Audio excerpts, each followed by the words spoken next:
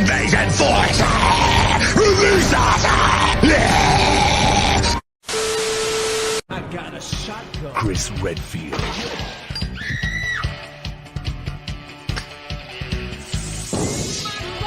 Jill Valentine. Barry Burton. Rebecca Chambers.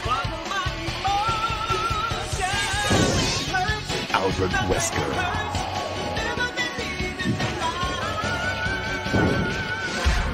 Resident Evil.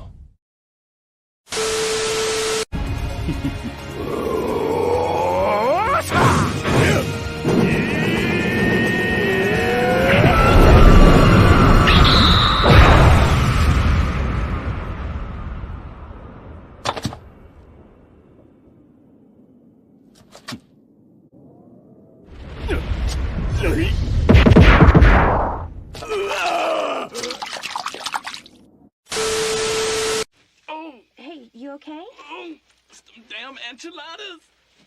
Oh. You gonna be all right? Oh.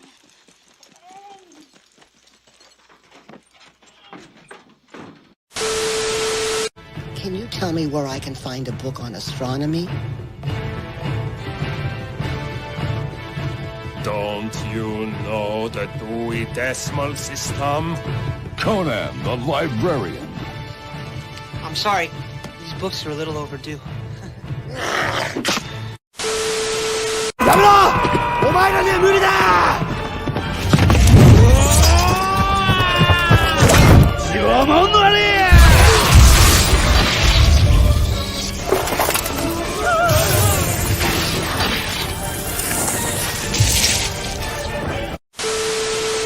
Hey, look at that over there. What is it, darling? I believe they're lesbians.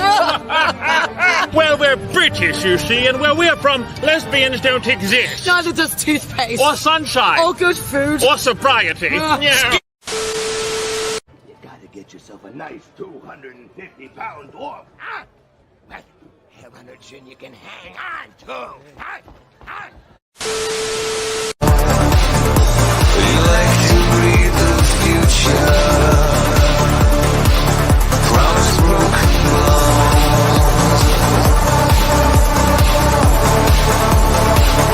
Promise broken bones.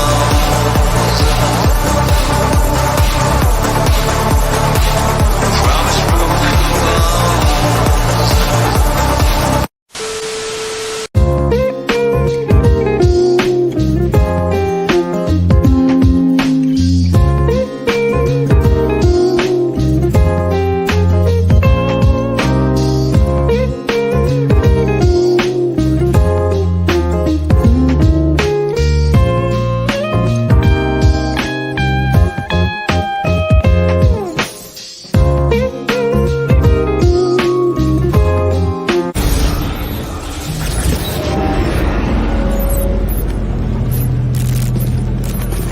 Wake the fuck up, samurai.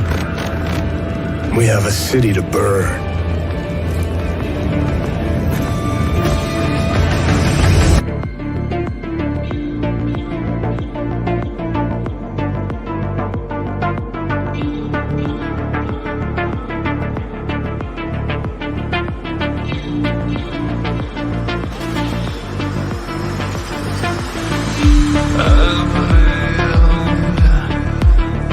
inside this cow.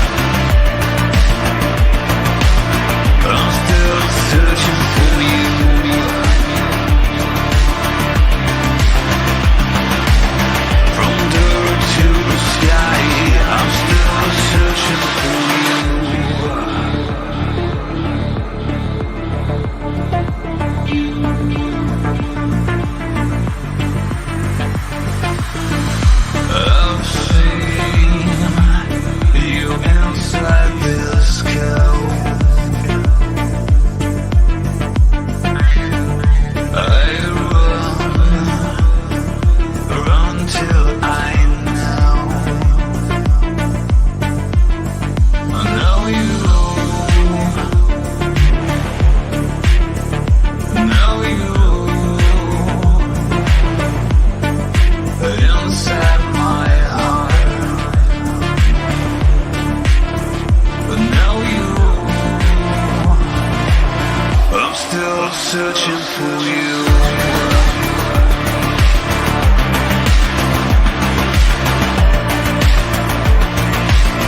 I'm still searching for you.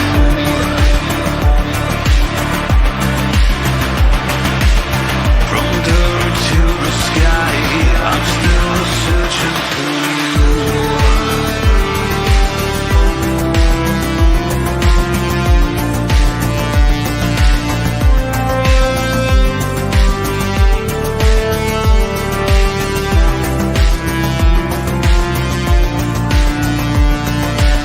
I'm still searching for you. I'm still searching for you. I'm still searching for you. I'm still searching for you. I'm still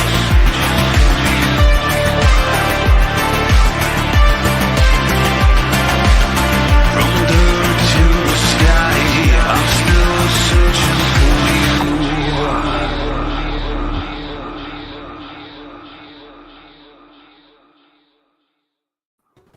Hello, everybody out there in YouTube land. This is your T-shirted historian with another week in Geek. Interesting development. I'm not sure where our guest is today. We went over the time several times, so I knew that he knew what time we were supposed to start, but I don't know. Maybe he got stuck in traffic, or maybe his equipment went down. I don't know. But either way, we went with a long intro to kind of give him some time, and I guess the show must go on whether he's here or not. Hopefully he will pop in at some point during the day, because I would really hate to promise you guys a guest and him not show up. But it has happened before, notably Mark Reinhagen. That was the big one. But hey, eventually we did get him on, so I'll make good on my promise one way or the other. I'm sorry. In the meantime, I got these guys for you. I'm still searching for you. Was obviously about David. Yeah, it literally was, because I kept checking Twitter every couple of seconds and going, "Where are you?" And okay, well, hello, Greg. Well, there goes the neighborhood. Oh, we got everybody. All right, well, everybody who matters. So why am I here? Yeah. I'm not in the intro yet. I haven't changed out the intro. I'm not totally gonna have to rebuild the intro, right? Because the last time I built the intro, I kind of messed it up while I was building the other new intro, and so I'll have to rebuild the entire thing. That's gonna take me a few days to do that. So just save it for a time when I can do it. Shall we? I mean, in the meantime, I hope to keep distracting you by, poking you to play some Deep Rock Galactic now. Yeah, it looks kind of interesting. Definitely a team game. Although I have to say my favorite team game still so far is Dead by Daylight. But which I also just picked up last week, so I now have both. I have both those now. Oh, well, cool. I'll have to start inviting you to games so we can both die to killers together. I don't know what my favorite I game was. I just bought the Ash character with it, because I'm like, of course I gotta play Ashley J. Williams. Of course, Ash is my number one character on that game, even though his abilities kind of suck now. They used to be really good when he first came out, but they got hit with the Nerf bat a few times, and now it's just kind of nah. Oh well. Let's see. I don't know anything about that game. Oh, you should. Oh, wow. I was checking up on Twitter for our guest, and I just noticed that Jeffrey Wright just posted, "We can live without Twitter." Yeah, well, Jeff, I guess the the nuts on you, because I heard they just canceled your Westworld show for 5th season. So good luck there, buddy. Good. Hope you can I live thought it was without already work. cancelled.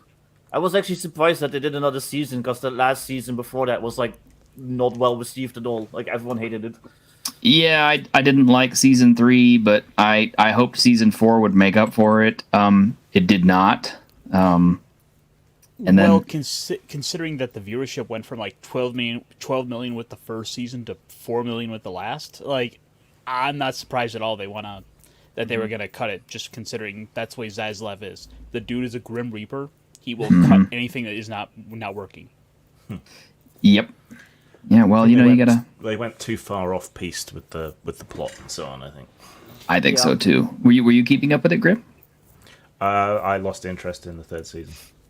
Yeah, I think that's generally where they lost everybody. I clung to 4th season, just hoping it would somehow redeem itself, but instead it just got more and more stupid and ridiculous, and watching entire episodes of Tessa Thompson smirking and smarming her way through everything, and Tandy Newton smirking and shit talking everybody through the entire show and making everybody else look bad, and Aaron Paul just generally being useless in every episode. Just like, it's always like a smug female is like the main character of these shows. I don't know. I haven't figured it out. And oh, hey, Mackany's out there. Mackany, hey, Mac. I just wanted you to know, if you can't afford a ticket to go see Wakanda Forever, I've been instructed by a woman on TikTok to buy you one. And I'm also supposed to guard your body from any harm while you go see the film. I guarantee you, I can with my girth, I could stop just about any bullet coming in. Except for maybe anything from 50 caliber up, you're in trouble. Missiles, But I'm gladly I could take a couple of 45s for you. So that's the thing. There's one catch. It counts as reparations. Yeah, there you go. There you go. So that's actually a thing now. Like, we're supposed to buy tickets for people to see the new Wakanda movie. Yes, but we're not supposed to go see it if you're not black. So okay, well, yeah, apparently, gladly. Apparently we're supposed to wait until like the 3rd week, because first you got to let the black people watch it on the first weekend, because they're apparently the most important minority group. Yeah, then you have to wait. Then the 2nd week the Latinos get to go see it, because then it's okay for them to go see it. Yeah, that's true. Yeah, second week I can get to go see it. Yeah. Now the question is though, does that mean we have to buy your ticket T-shirt, because no one said anything about buying the Latinx their tickets? No, we don't.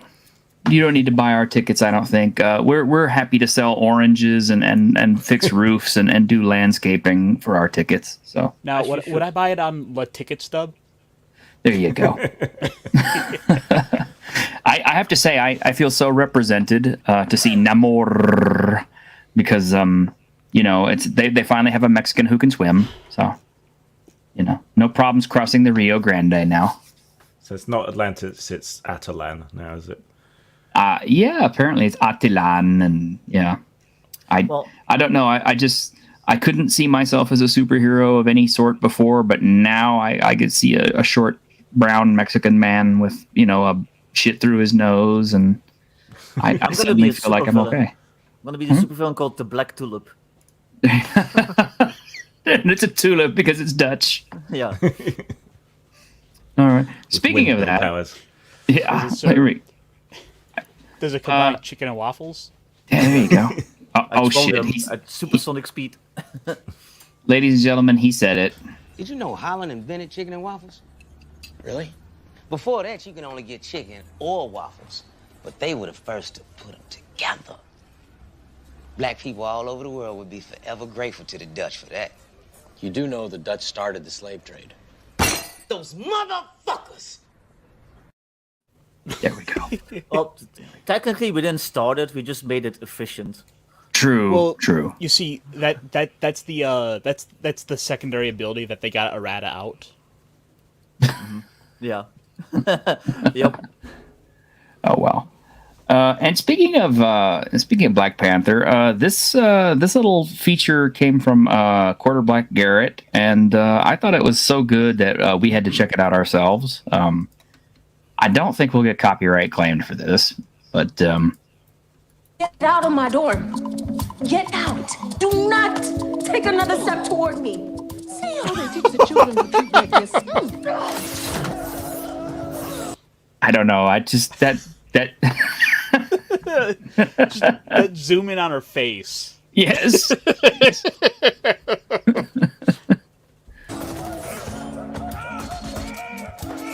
Now, yeah, I like that where she twists back completely before she does this.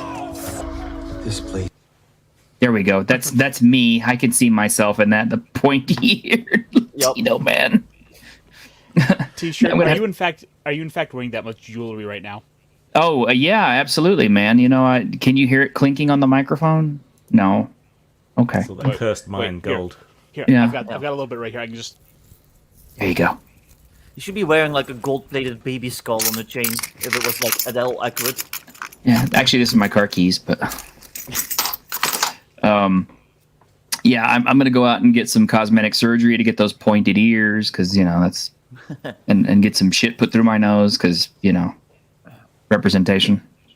This is amazing. That sounds nasty. The air is pristine. The air is pristine. Really? He must have landed in Africa. He didn't land in America because if he'd landed in like Detroit or something, he'd have been like, "What the fuck?" But Detroit become Aquaman. Detroit become Aquaman. Well, they don't have to worry. I will gladly not watch it. Yeah. So yeah, if you had a lineup, I wouldn't pick that dude out as Namor. No, I definitely wouldn't. Brought a spear in here. Brought a spear in here. I like it. You brought the spear here. I love this part here. I like you. I like Why is she spitting at Ace Ventura? Oh, because it's from the Ace Ventura show. Gave us its spear because it is precise, elegant, and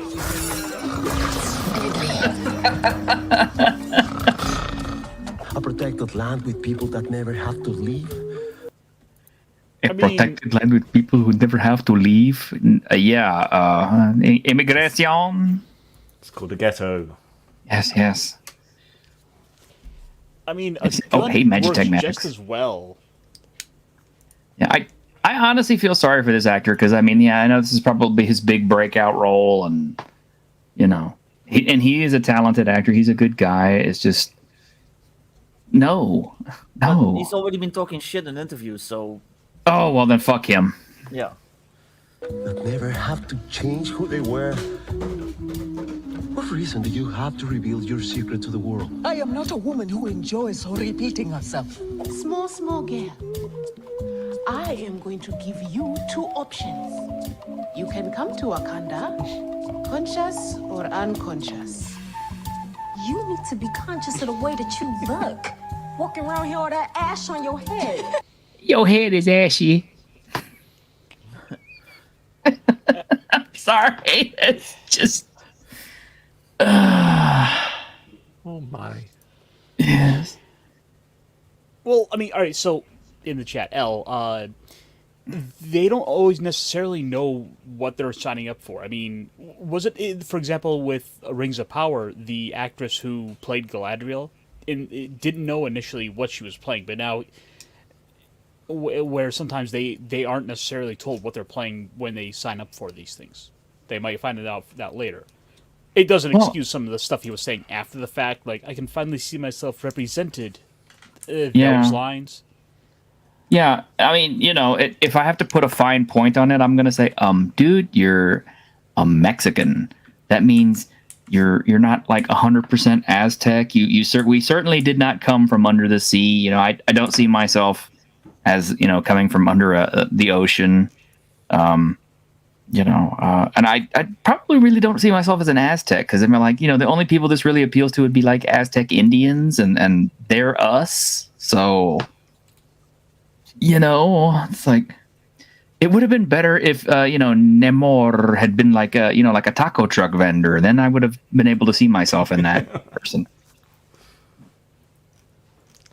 It's hard to keep your tacos crispy underwater. Oh, it's funny. Now, see, how come this guy? This guy would have been, you know, okay. According to the last film, you know, the only way you could become king of Wakanda is to challenge for the throne, right? For their line of succession. Yeah. Which is extraordinarily backwards for a super advanced society. I don't. Yeah, I mean, it's like, you know. It's literally how they almost ended up with Black Hitler. So yeah. Yeah, I mean, it's like, you know, I'm you know, granted the wars of English succession were pretty crazy at times, but I'm pretty sure they had at least some kind of a line of succession kind of thought out before it was just kind of like, yeah, some dude just walk up and whoop the king's ass and he becomes king. There we go. But I could have seen M'Baku become the next Black Panther. That would have been cool. Yeah. And oh, hey, we got Bruce. Bruce showed up, and hey, we have Bruce, but we have no David yet. I'm sorry. Yeah, I don't know where he is. But anyway, we're going over this wonderful gem. I have miniatures, therefore I must paint. There you go. That's exactly how it is. I mean, I say this, and I do have minis I need to paint, but that's okay. I don't want anybody to miss this one, so shh. All right, here we go. My people call me Akukunkan, but my enemies call me Namor. Namor. No more. Namor. Friday. Nice.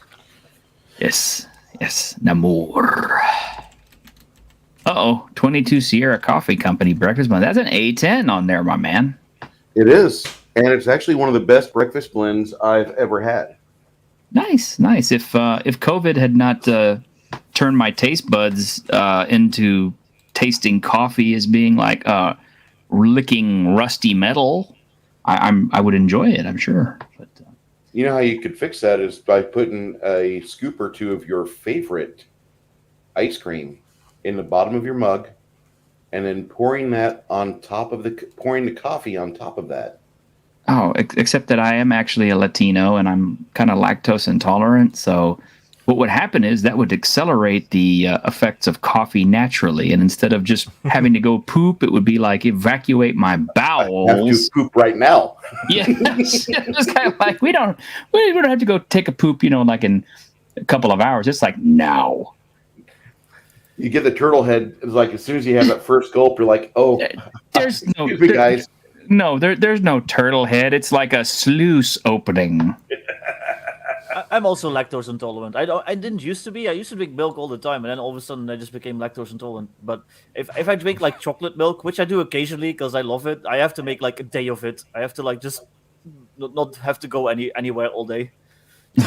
I just light some candles, put on some classical music, and just you know. Oh, Bruno, you don't get to talk. You're not even Mexican. You're Spanish.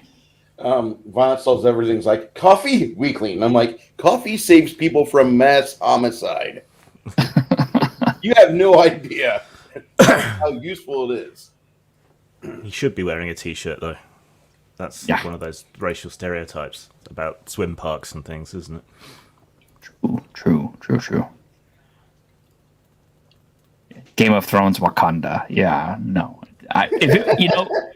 If Wakanda was written as well as Game of Thrones, and I'm talking about like, you know, like the first 3 seasons and House of the Dragon. Like the first 5 books. Yeah.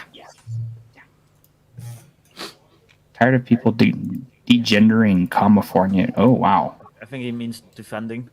I think so. Hello, Magitech Mags. I love Magitech Mags. Is he trying to be romantic with Namor?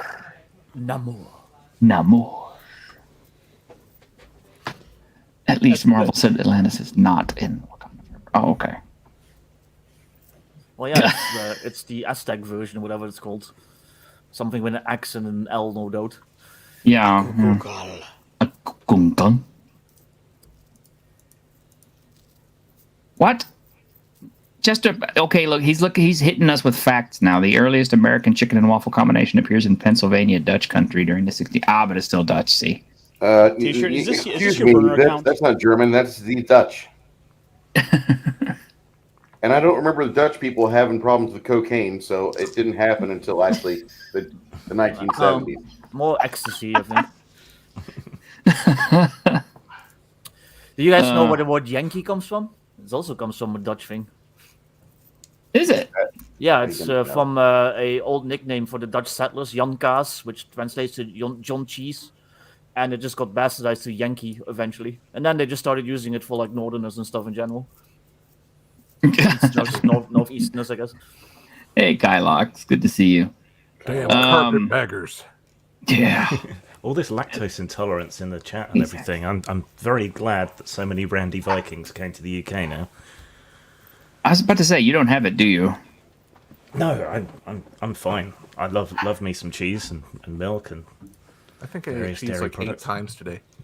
Hey, look, guys, we stalled long enough that we have our guest. Hey, everybody, let's welcome David Guyll. Hey, David. Hello. David? Sorry, had a guy show up. Can you guys hear me? Actually? Yes. Yep. You need to play the Guyll theme song. Yeah, no. Guy showed up around 1:50 to talk about buying our house, and then he just went on way too long, and I totally spaced it. I spaced the time, so sorry.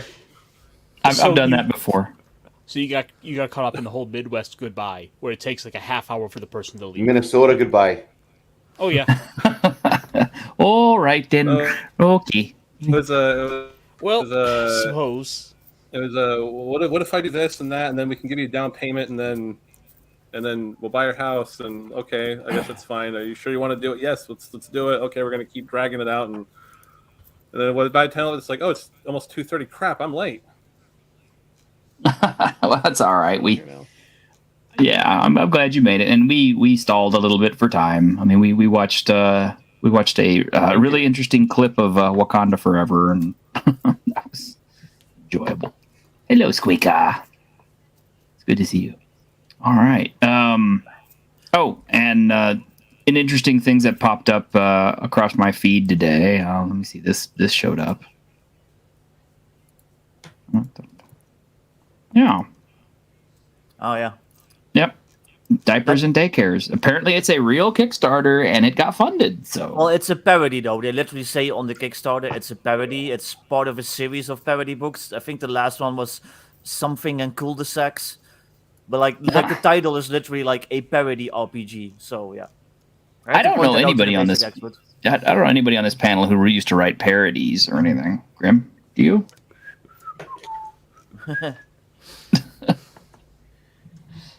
But yeah, I don't know. This one, it sounds cute, but it's, with all the other stuff I've got up on my shelf, it's just not something I see needing. I already have Baby's First Lark. I don't need this. To be fair, all my stuff is a parody. It's a parody of good writing.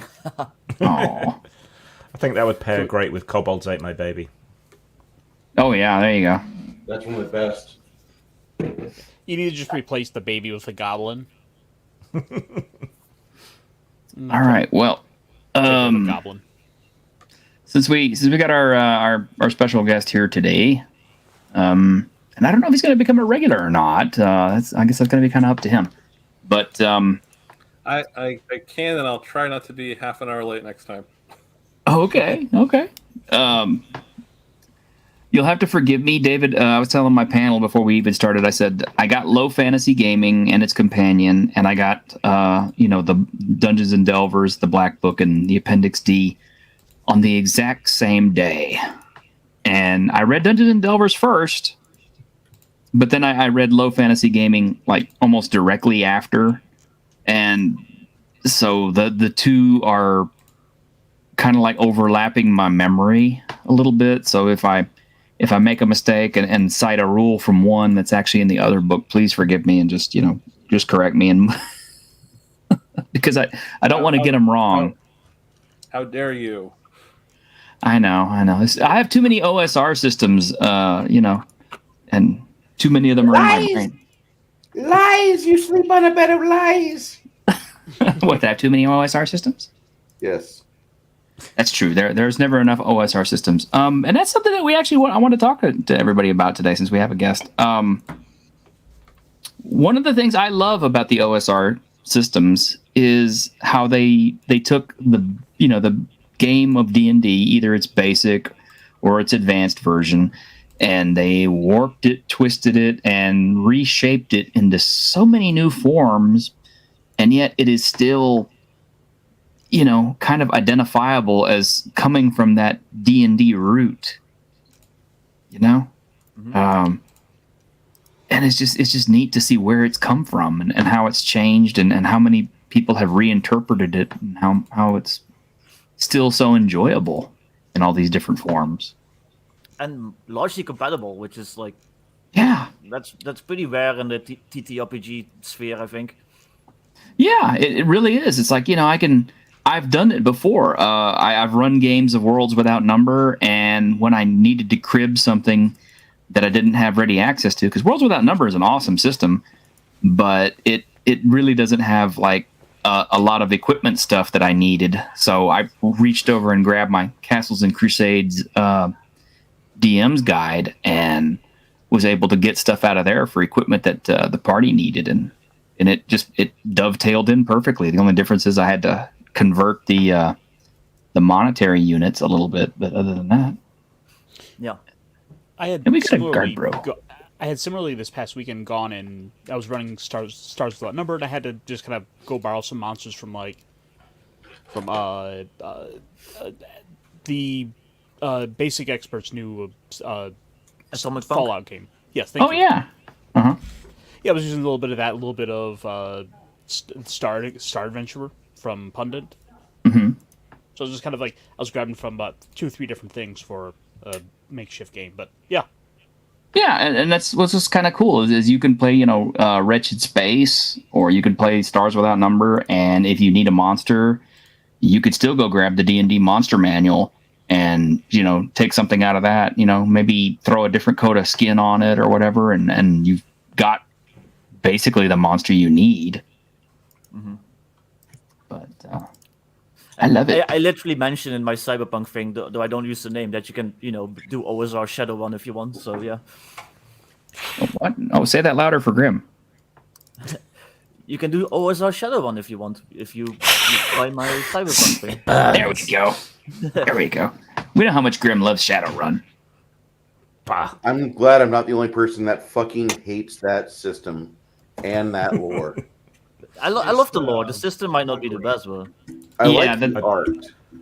I think the art is beautiful. Fine, but Shadowrun, no. You guys are just salty that you went to goblinization. We're goblinizers. Yeah. Goblinizers. Yes, we're goblinizers. Yeah, Guard Bro, you totally missed out on the Wakanda thing. But, lucky you. Can you paraphrase? I didn't really miss anything. We made fun of it. That's the paraphrase for you. Roger, copy. Did Stan Lee get incinerated or did he get buried? I don't know, actually. Because if he got buried, I want to set up a power plant that can fucking take energy from the kinetic spinning of his grave, of his coffin. I want to turn that into a power source. I think we could probably solve the West Coast. Well, that, and we put Tolkien's right next to him, and we show him Rings of Power footage. And... It'll solve one Power issue the UK on the with West that Coast. alone. But anyway, David was nice enough to send this over to me because I kind of goofed up. I bought the Black Book and I bought the Appendix D, which are on Drive-Thru RPG. Big Geek Emporium. Yeah, I should have gone to Big Geek Emporium, but I did not know this was on Big Geek Emporium. Instead, I just went to DTRPG, and I saw, oh, look, here's these 2 books, and they're the only ones under Dungeons and Delvers, so I hit POD, and I didn't think about it, and, a week later... How could you not know it's on Big Geek Emporium? Bruce brings it up every time he does a review of it. It's the first thing I talk about. Yeah. If I'm doing a Big Geek Emporium, if I'm doing a Dungeon and Delvers class or anything, I go to the Big Geek Emporium. I show you where to go. I show you the website. I show you what book it is. I show you the price. I talk to you. I try to entice you. You want to buy from mom and pop shops. You don't want to buy from big corporate websites. You don't want to buy from big corporate games and game designers because they're really not people. They're individuals that hate you and they don't truly value your money. It is merely a piece of influence they can exert on the rest of us later. Did they finally get the print-on-demand situation worked out? With Big Geek? Yeah. Yes. Okay, yes. I ordered a Dungeons and Delvers this book right here that I have on screen. I ordered that through Big Geek Emporium, and for $50, they are sending it through Lulu, so I'll be getting a nice Lulu copy. Okay, so that changes the game for me. Now that I know they have print on demand, I can. Now, I don't know that it's offered for every single title. Okay, don't make a liar out of me. But I know it was offered for this for sure, and I should get my copy in a couple weeks. They'll tell you they should have a category tag of POD or print on demand if it's available for it. But everyone has to do it individually. Like Biggest Geekus Joe, he didn't. It's not like an automatic thing he did for everyone. You have to actually opt into it and do stuff to make it work. Now, did you have this up on Big Geek before that came through? Yeah, just a PDF. Okay, I'm just kind of curious, like, if someone would have to go through and enable that for all their products, like individually. Yeah, what you have to do is you have to make a content file, a content PDF for the book, which is everything but the cover, then a cover file for it, and you can either log into your account and add it to your media library or put it in Dropbox. You get a Dropbox link, and then there's a spot where you have to submit a print job, put the content file, the print file in the right areas, submit, and then Joe has to look at it, then he has to cancel it, but that creates a print ID that you can't see but is necessary. So when you order print on demand, it submits the print ID to Lulu, then Lulu does the whole thing and ships it to you.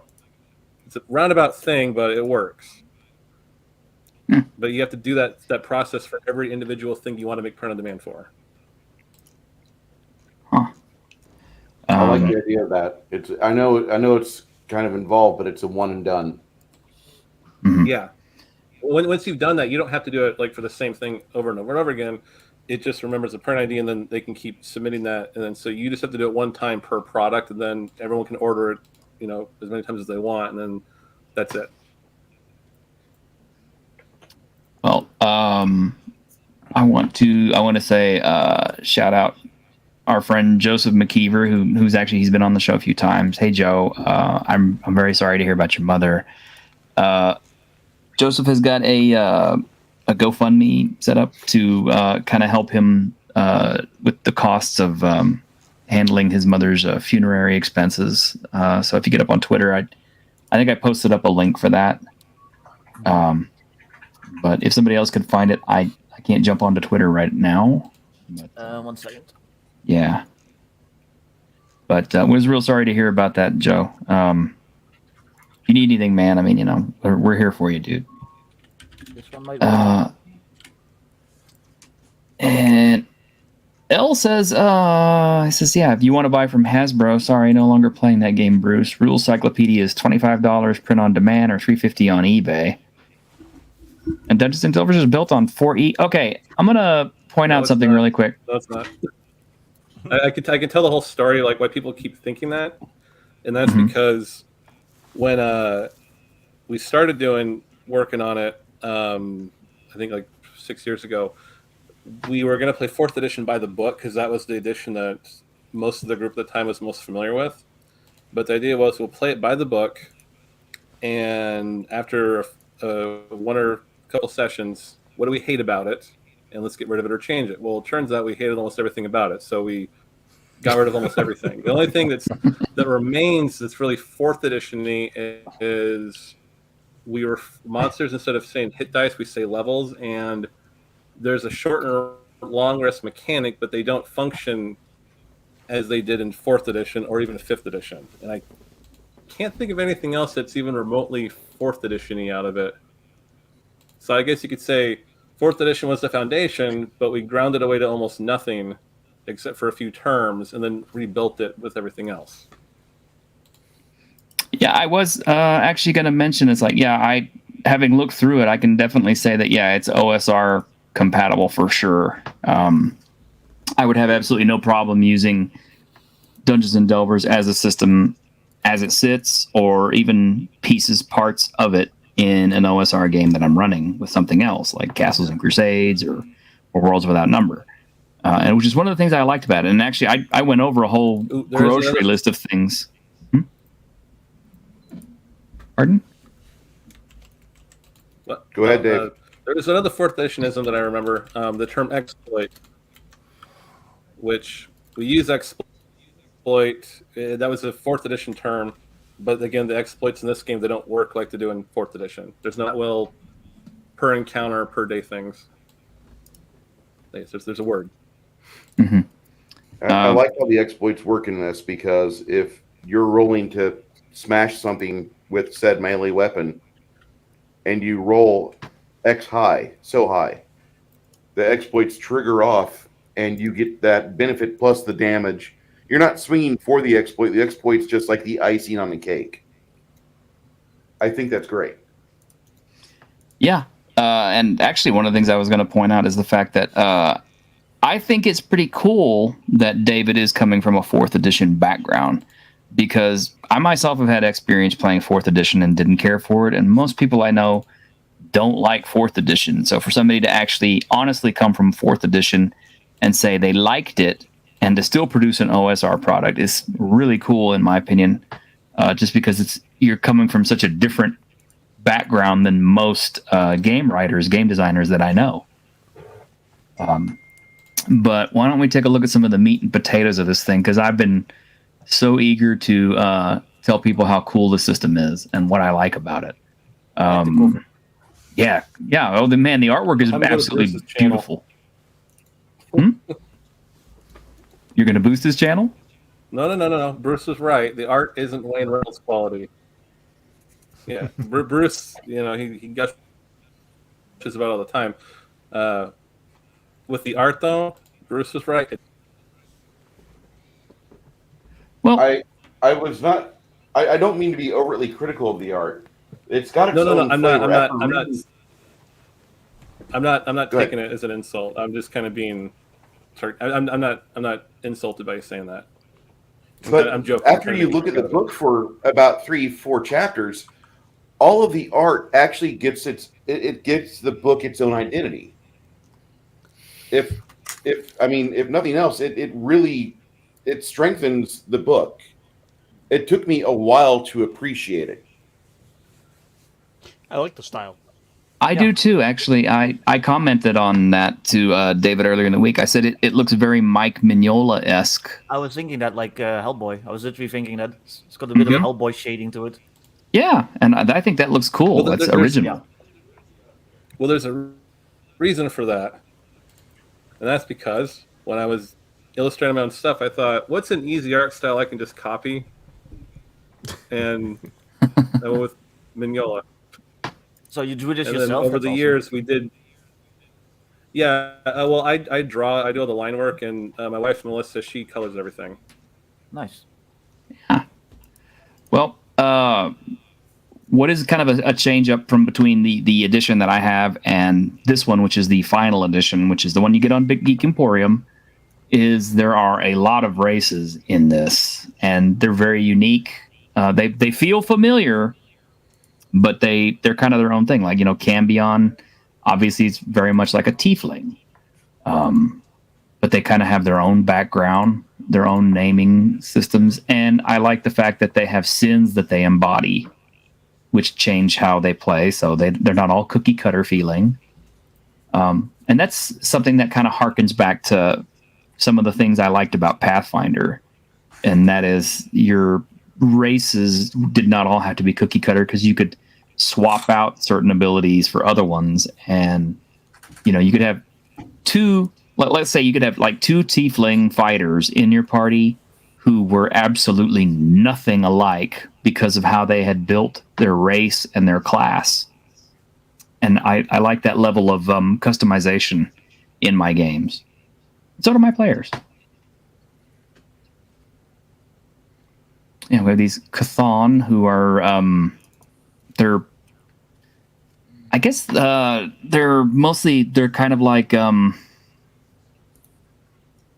what Awakened constructs or the but Eberron, I'm thinking the Eberron race. Yeah, the Eberron things. Yeah, the Warforged.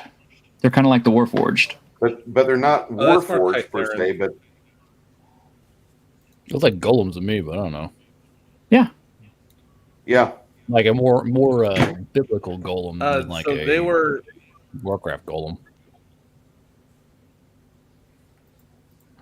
Well, a lot of these races came from a Dungeon World thing I did, and I wasn't sure if I could use like Tiefling. I didn't know if that was like legal to do. Like if WotC would get upset about that, so I renamed them Cambions, and then I gave them the Sin stuff later when I was doing research on things. And then the Chthon were intended to kind of replace the Genasi, but I didn't want to do like one's made of fire. I just made them all made of stone, but with different elemental cores.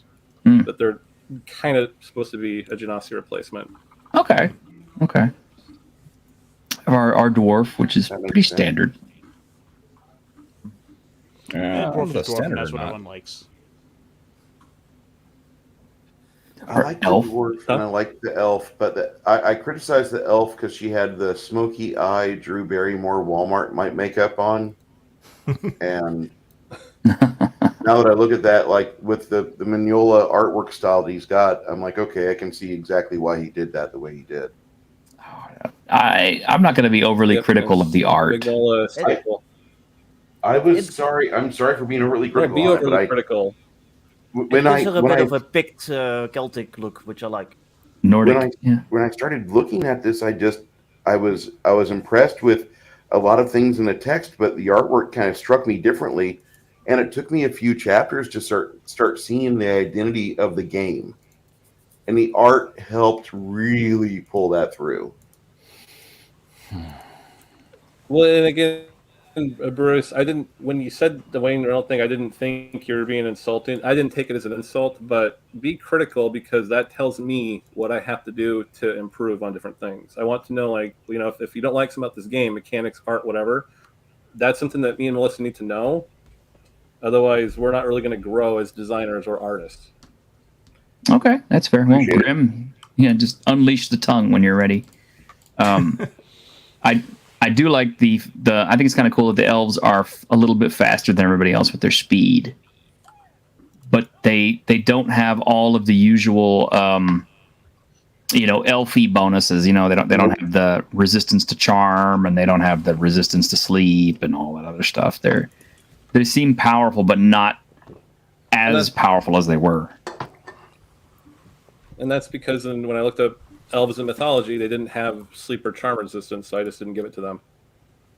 Okay. Makes sense. You have humans, which are decent. You and Melissa really delved deep on the mythology of things, didn't you?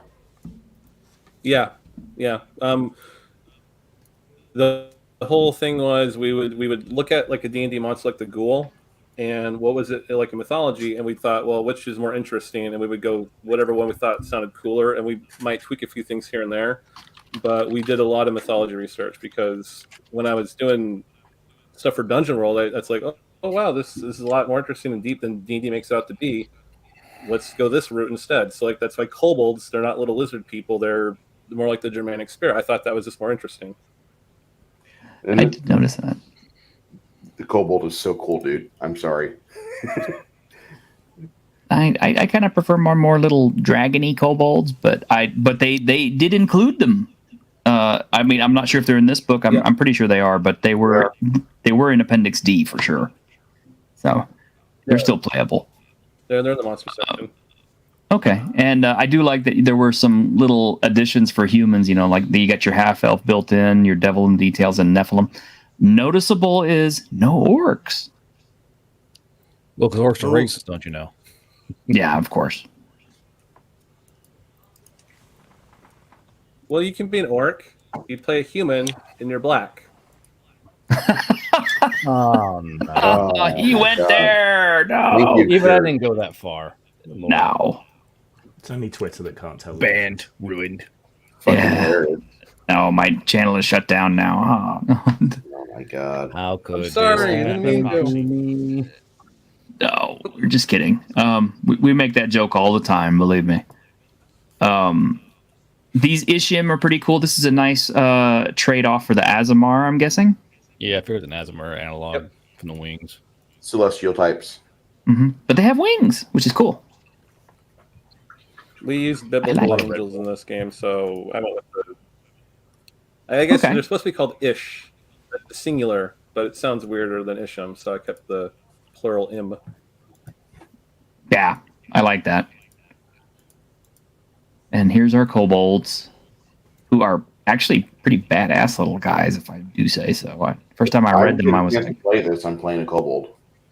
Yeah, they're small. They have the 25-foot speed, but they have the +1 on con or charisma. They have the stealth checks. But depending on which kind of spirit they are, I mean, it's like, what is this? The mind spirit, is it? Can walk through walls, or? Not anymore. You're looking at the... in Black Book, we did that, but everyone kept saying that's way too powerful, and I thought it's not that great. And then I ran a game where they were going through a castle, and the guy playing a kobold just kept walking through all the walls, and I was like, "Shit, I guess I gotta get rid of that." Yeah. Okay, because I do remember that from the other edition. Like I said, I hadn't had a chance to peruse this one as closely, but I did definitely read the other one. Yeah, I had to tone them down a bit, but they get dark vision, which is like no one really gets that, so that's kind of a unique thing for them. Yeah, I noticed that. That's, the dwarves didn't get it. They got low light. Nope. So they still have to have lit tunnels and stuff, which makes more sense. And it also makes sense kind of like from a Tolkien-esque point of view. Somebody recently tweeted out, they said, if you were going to run a Lord of the Rings game, low fantasy type game, what system would you use? And I actually suggested either low fantasy gaming or Dungeons and Delvers because of things like dwarves not seeing in the dark in either system. But I'll talk more about LFG. Someone mentioned a little bit. Someone actually on Twitter also asked, what would you use to run 13th Warrior? And I said this because you can get away with an all-fighter group using this system very easily. And the Venom rules make more sense than what they do in D&D.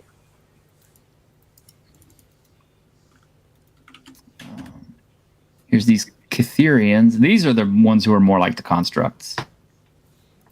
Mm-hmm. That's right. Yeah. Yeah. Yeah, they have machine bodies. I like, this is the first generation where seamlessly joined plates and all this stuff, and I was kind of like, wow, so that's kind of cool. So if you really wanted to, you could probably sneak it past your GM and say, hey, I want to be a first generation Catherian, so you don't look, more blocky and stuff. I guess it's an adventure seed for a DM, or a DM could use it as an adventure idea. The players find first generation Catherians and whatever kind of machines that they would have been able to use. Or even a dungeon that's kind of like the inside of Unicron. Mm-hmm. And that's a thing. You have some people who try to act like they're fantasy purists and like, well, I wouldn't have any kind of technology in my game because that's a counter to fantasy. And I'm just like, excuse me, but Blackmoor had spaceships and stuff. We had the original Expedition to Barrier Peaks. There's been all kinds of science fiction mixed into fantasy settings all the time. So, Grim and I, we've talked about how in a high magic world, how technology might actually be stagnant because it's easier to use magic. But just because it's slower doesn't necessarily mean it stops altogether. They might actually find magical ways to get around some of the problems of, okay, materials issues and yeah. I mean, okay, so you don't have a machine that prints out printed circuits, but instead you can magically make printed circuits, So. Well, even in this game, you don't have to use this if you don't want to. None of the stuff in here is like it has to exist. It's not like, I don't know, the 4th or 5th edition D&D assumption where if it's in a book, the players can, I want to play whatever, and if the GM says no, or you're just oppressing them somehow. No, you don't have to use cut turns if you don't want to. Mm-hmm. So I like them. Don't have technology. Don't have technology. And these touch on, I'm guessing this is kind of like your answer to Dragonborn. Yeah, kind of. Yeah, I like it. Greg's excited. Or not. What? Said no, Greg's excited. What was but that? I said or not. Greg, get excited. Oh, I'm excited. Okay. Fair enough. It's palpable. You guys can't feel that? Mm-hmm. Yeah. T vibe, I think. Yeah, just to give everybody's credits, David. Grim writes for OSR and non-OSR products. He writes all kinds of gaming stuff. Victor is a 5e OSR writer. Greg is a 5e writer. I've got some old 3rd edition credits and a little bit of work on Whitechester that's coming up. So yeah, it's a tiny 375 pages laid out now. Yeah, nice. What's left? It's a total of 500 pages. So. Oh. Yeah. Yeah, I'm definitely going to get Whitechester and combine it with my book. Cool. So, okay, this is the first thing I love right here. Wound points and vitality points. The fact that you have vitality points as basically being like the nebulous hit point idea that, Gygax proposed all those years ago. This is the stamina / skill / whatever you want to call it, defense. Whereas the wound points are like the physical meat of your body. And, just like we did in that Star Wars edition, D20 edition, wasn't it? With the vitality and the, yeah. Oh, I didn't see that. That's in the old D20 version. Yeah, I don't know if it was a D20 or if it is. Oh, in the old one? I thought Saga Edition did the same thing. I think they called it Saga Edition, but it was D20. So. But I like this idea. Yeah, there's a D20 one that came out a long time ago. I'm sorry if I'm interrupting people. I think my internet's so bad that there's like a lag on my end, so I'm not trying to talk over anyone, but I got really bad internet out here. Oh, I understand. It's okay, and that's one of the reasons why I cut myself off, just so you when I hear you start up, because I figure, he probably doesn't know that there was a space there, so don't feel bad about that. Yeah. I'm not trying to be rude. No, I didn't think so.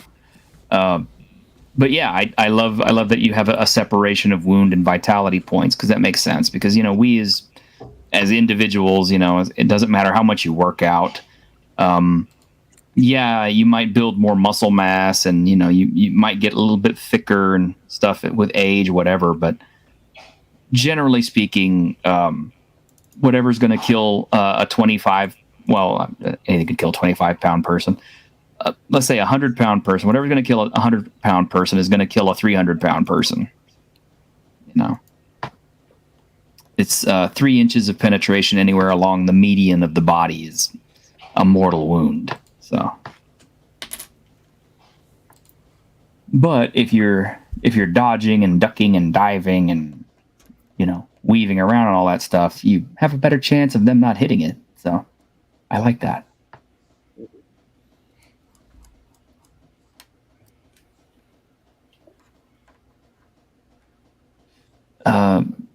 As a class goes, they're pretty normal to what you might expect from OSR stuff, but some of the big differences right here are when you come down to the class itself. You can see that every couple levels here, you get a talent or like a barbarian talent. And what this reminds me of is the feats from Pathfinder in 3.5, which is I liked feats. What? No, just that came out funny. You like feats, okay? I mean, we all have Even Lynn will tell you her Patreon. Well, we all have our kinks, but we're talking about TTRPGs right now. Yeah, sign up for his only feat.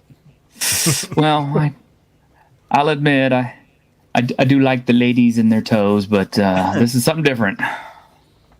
Something different. I don't shy away from my kinks, baby. I just put them out on display and say, hey, Bridget Fonda is still one of the queens. Yeah. Thank you, Quentin Tarantino. Yeah. Okay. Now that we've satisfied the young boys in the chat. Mm-hmm. Talk about the talents. Yeah. We're going to actually take a look at the talents here in a moment, but that's one thing to notice. The other thing I like, though, is the fact that every couple of levels you get a damage bonus. And I like that because that keeps your melee classes what's the word? Competitive and relevant. Yes, relevant and competitive with your mages. Because, let's say arguably the 5th level wizard is where they get their superpower because they get the fireball spell at that level. And it starts off at 6 die 6 in most systems. Wizards can get fireball at level 1, but it doesn't do much of anything. You gotta pour more of your MP into it to boost it up. So I kind of bumped up melee guys a bit, and I kind of knocked spellcasters down a peg. Yeah, and as they deserve. As they deserve. And see, the thing is, what we're dealing with, even with 5th edition right now, is back when 3.0 came out. Well, even back as early as 1st edition, mages were powerful, but they were so weak comparatively that they could die pretty quick. But as of 3.0, Monty Cook apparently had a massive boner for wizards, and he just overpowered them to the point where, I'm really not exaggerating when I say that a high level mage just breaks the game. I heard a similar thing. Yeah, I thought it was Jonathan Tweet that did that. Was it Tweet or was it Cook? Cook wrote the DMG. Tweet or Williams wrote the Monster Manual or Player's Handbook. One of those two.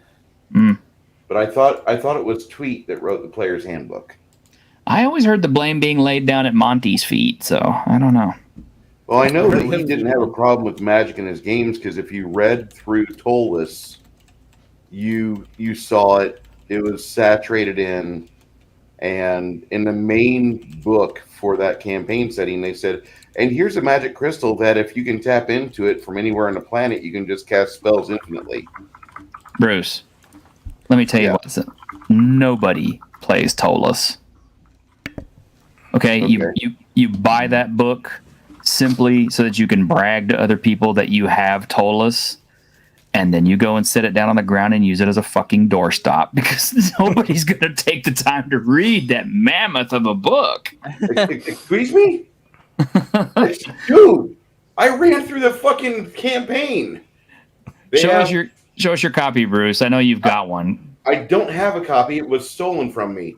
But before we got done, we got to the 20th level. We destroyed the fucking evil book at the top of the spire.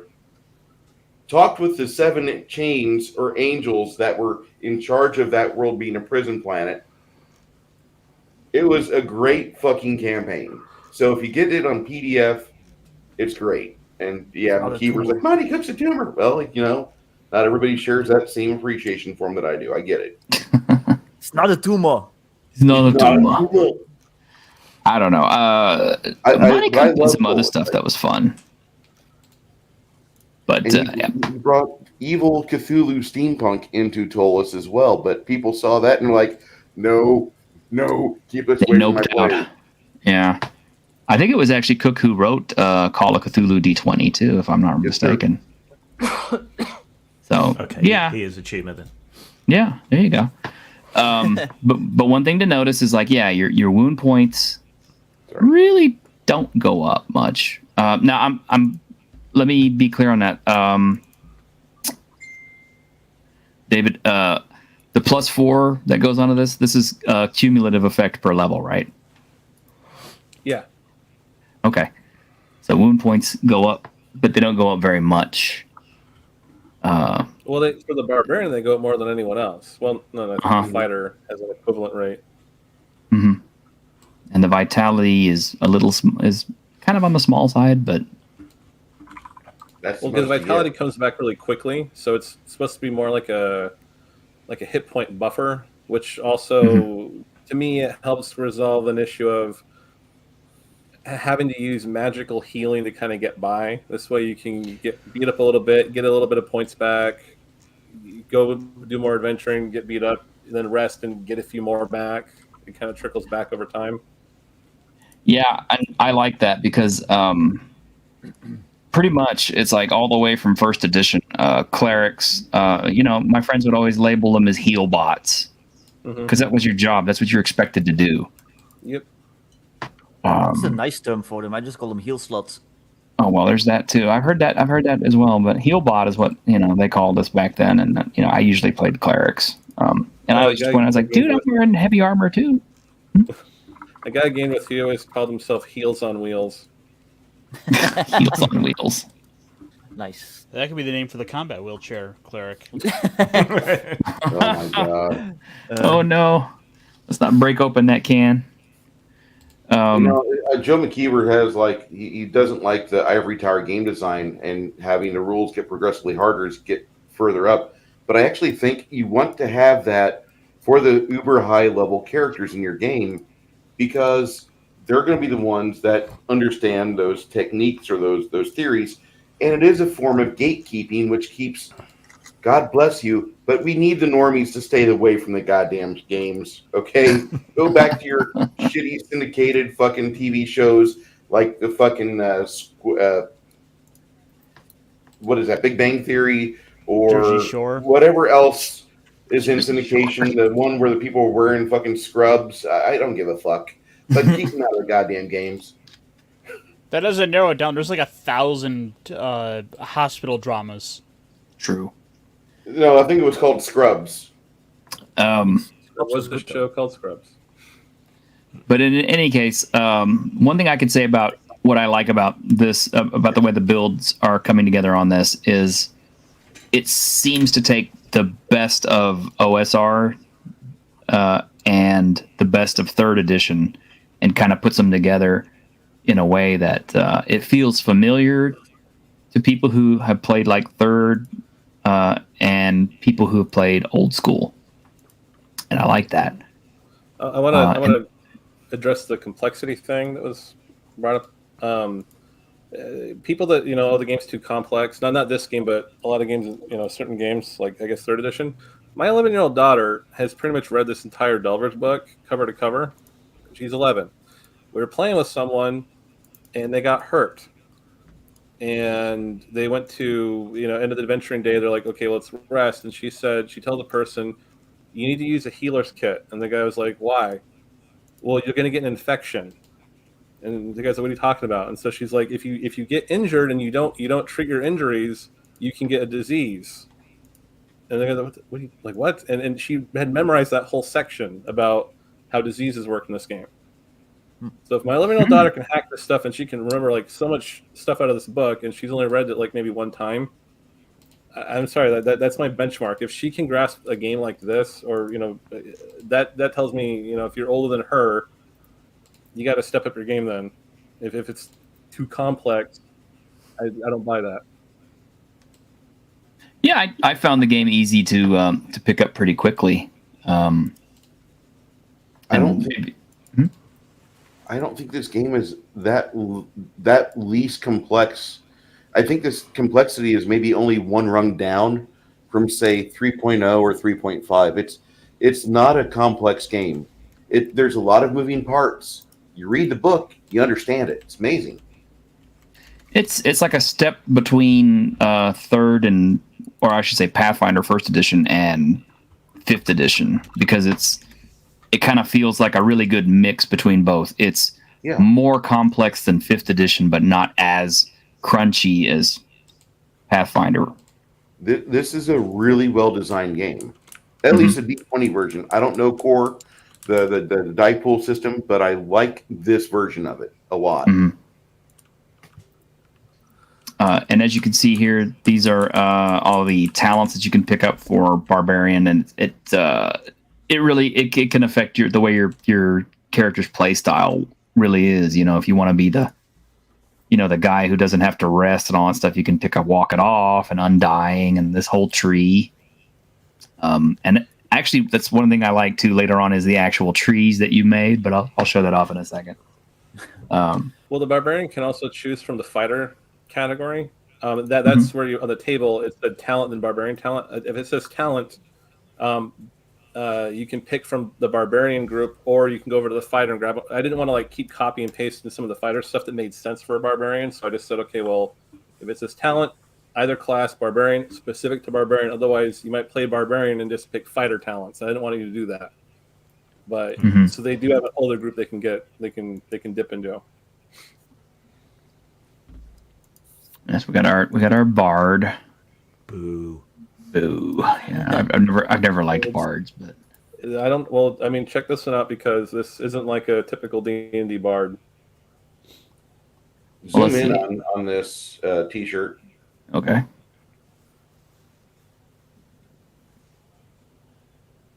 Here we go. Okay. So you have Bardic Lore, which is not as overpowered as it is in Pathfinder, but it's still good. You have your Song bonus, which is saving throw DCs are increased, gain a bonus on your attack and damage rolls, which is kind of like Third Edition's Song bonus, which I liked also. You have a Song of Rest, which you can play during your rests, which gives you some more bonuses. I kind of like that. And then Rhythm. Okay.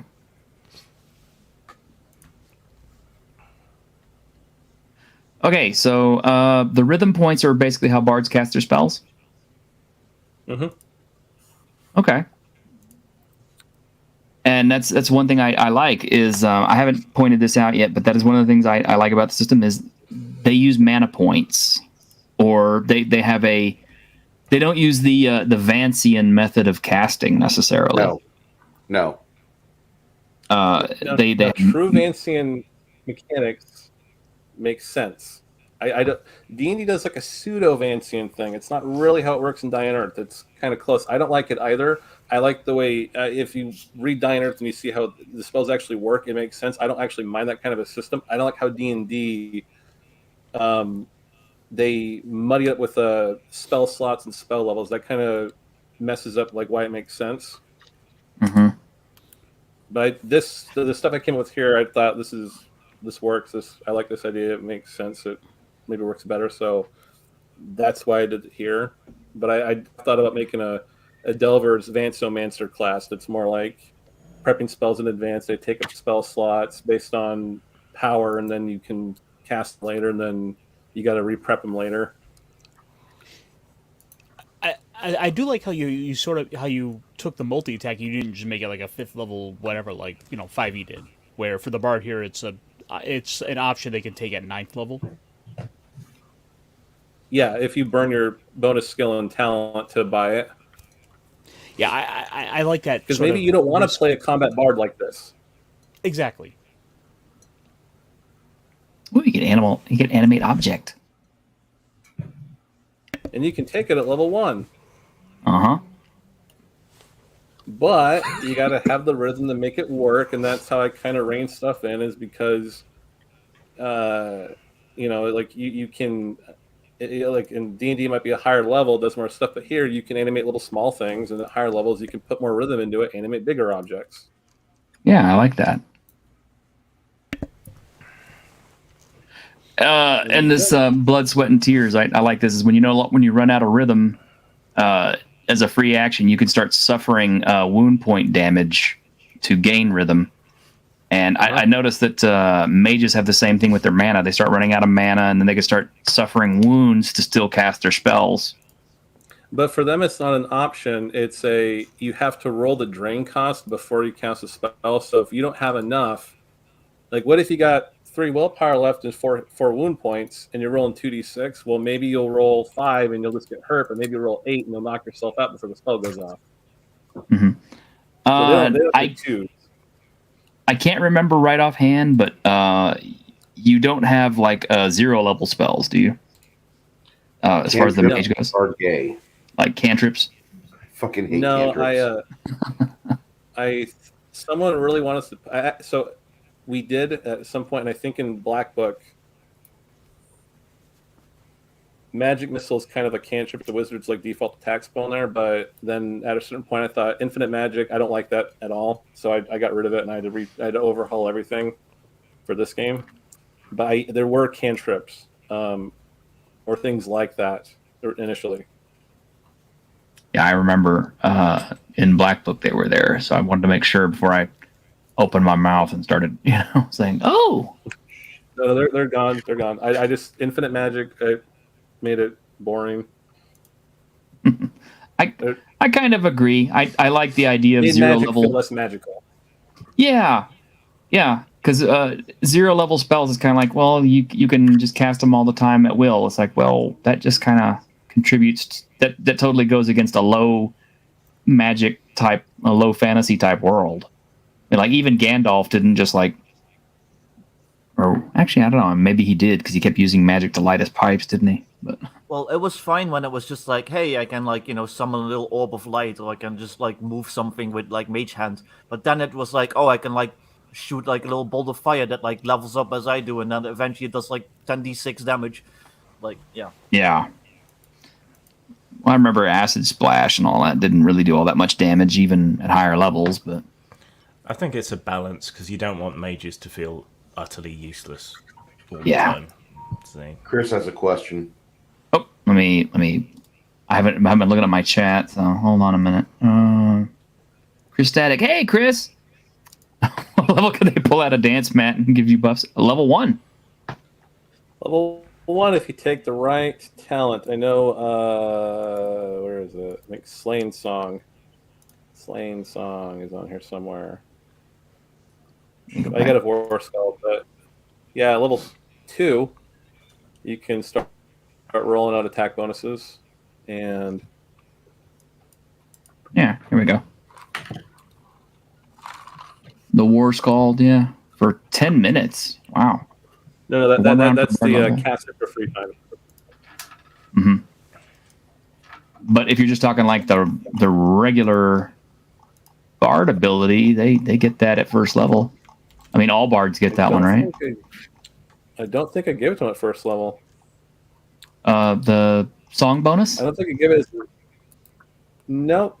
Song bonus that improves when you cast your bard spells. That beefs up your own song like save DCs. They don't have any kind of give bonuses to allies. You have to pick that because part of the do this game is that what if you don't want to be a bard that operates that way? What if you don't want to do that, or what if you want to do different things like a healing type bard? Or more utilitarian, so you take like lullaby and stuff like that. I really try to give you full control of your character's concept as much as possible. Yeah, I misread that. That's to your attack and damage rolls, not all your allies. So yeah, I see where I made the mistake, and I'm going back to this because it's easier for me to move through it than it is to when it's all zeroed in. I can zero back in if there's something you need to see. One thing I like about clerics, their casting is totally different from mages, which is something that Grim and I were actually talking about on our very first Dungeons and Discussions podcast. And that was, if the two magic systems are so similar, what makes them different? What makes divine magic any different than arcane magic? Well, this has the idea of favor built into it. And sorry if you hear my dog. I don't know why she's barking. You didn't give her monster. I guess I didn't. Jury some coffee. No. Coffee and ice cream. No. Yeah. So it's like you choose a time of day when your cleric has to pray to their deity. I mean, the D&D way is, you have to pray like it, in the morning to get your spells back. But now you can actually set a time for when you want to do it. And then that resets your favor to its maximum because you don't have to have favor to cast, if I understand right, but some of your spells require it. Your miracles. Most of them, pretty much all of them do. Some things, though, are active if you have at least one favor point. Okay. Like a lot of the domain stuff, like fire domain, if you have one favor, you get fire resistance. But if you're out of favor, that's like your god's way of saying, well, you're kind of on your own now. I can't always be there to watch your back all the time. But all the actual miracle stuff, those pretty much always require favor points. Yeah, similar to what I did in Grimdark. Yeah, similar to what you did in Grimdark. It's just how does it work in Grimdark? So it's low magic again. So you still have your clerics, but yeah, you regain favor points by praying, or by giving money to the church, or by doing things in accordance with your religion. So you'll regenerate favor anyway, slowly, by doing some things. But then if you really go for it in appeasing your god and creating converts or whatever else, you'll get a lot more favor back a lot more quickly. Can you pray anytime you want? It takes time, and ideally you'd need to be somewhere holy. But yeah. But there's no restriction on it. You could just keep you say it takes time. Yeah, so you could just keep praying and fasting and whatever. So that would get you back your points. But it's if you're only praying, it's a fairly slow process. So is it like a 1 per 10-minute thing, 1 per hour thing? I can't remember offhand, even though I wrote it. I've got it. Well, that's something that could be good if people don't mind tracking things like that. I think the second edition Sonic system worked that way, where you regain the power points over time. That's not by meditating, I think. Yeah. Okay. Huh. I like this, and that if you run out of favor, you can offer up sacrifices to regain your favor sooner. And there's a time and an SP cost for it. So, and the gain is kind of small. So it would take a lot of sacrifice in order to get lots of your power back. If you had to cast a higher level ability, like bringing back the dead or something, I imagine. Yeah, resurrection's kind of costly. Oh yeah, as it should be. I like the divine intervention. The body can only be dead for, I think at first it's a very short window, but then the more favor you add to it, the longer they could be dead for. But I forget the ratio. Mm-hmm. And here's your talents, which are broken down by domains, which I like that because it actually makes the domains make more sense. Well, it's also easier if you're saying I just want to play a war priest, then you just go to the war domain and look in there. Or if you're playing like a god of protection and fire, well then there you go. It's all grouped together. You don't got to hunt and peck for it. Yeah. And see that was one of the things with Pathfinder, like first edition and third edition D&D. They started out with clerics and cleric domains, which were supposed to group your spells and powers under certain abilities and things, but in play it really never worked out that way. And the fact that they kept putting out more and more books and more gods and more supplements and everything, eventually you could just find a god that fit everything that you wanted all the time. And I need kitchen sinks. Does he have kitchen sinks in his portfolio? Yeah, exactly. It's like, it's like, okay, make whatever god you want. You just give it whatever domains, but you only get those domains by taking a domain talent. So you can have a god that has, my god has access to all the domains. Cool. Well, you get 2 talents. Which domains do you want to have access to? Mm-hmm. Yeah. And I like that. I like that breakdown. And there's some cool ones in there. But we're moving a little slow. So I'm gonna move through these a little bit faster. Sorry. The Loki. there's some amazing stuff in that book. I'm gonna It not look at is. the screen. No, it absolutely is. I loved it so much. It's like I think I gushed to David for about an hour about all the stuff I loved about it the first Yeah, time. Twitter messages. I love this. I love this. I love this. Yeah. So I'm like on my computer. My phone's like beep beep beep. Like, oh crap! I gotta say something. I do apologize. Oh, for Macho Ramsey? Wait a minute, what? What? Wait a minute. Oh, I didn't see this before. Hold on. Wait a minute. Macho Ramsey? Yeah. Like the Macho Man? No. It's a divination thing. Okay. Oh yeah. Oh yeah. Great for 10 minutes, and then I know I'm gonna rise to the top.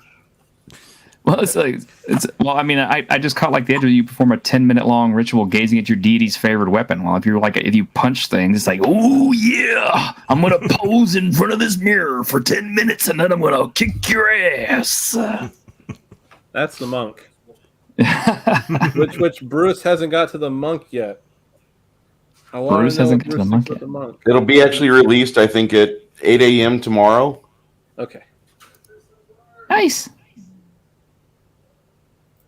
Yeah, I'm having to do kind of more of an overview of everything because we still have other things to talk about too. But I love this so much. I started on Wizards, and before I wrap up classes, I'm going to do another one specifically on why the Wizards in that game are so fucking cool. But yeah, you did take a lot of teeth out of them. Sorry to say, but that needed to be done for aspects for the fact of the game, though. I like that no true druids are alike because they don't necessarily get wild shaping. No. Again, what if you didn't want to play a skin changer druid? You don't have to do it. But if you just want to do that, well, then you can just focus on that. I think there's enough to get you through most of the game, but. And you made didn't you make like a mushroom druid recently? Oh, that was a Black Book thing. Okay. I did update it. I did update everything for the new game statistics, so it's compatible now. But that was initially for the first version of the game. Oh, okay. Because I thought a mushroom druid is something I remember somebody playing recently in one of Grimm's games. Yes.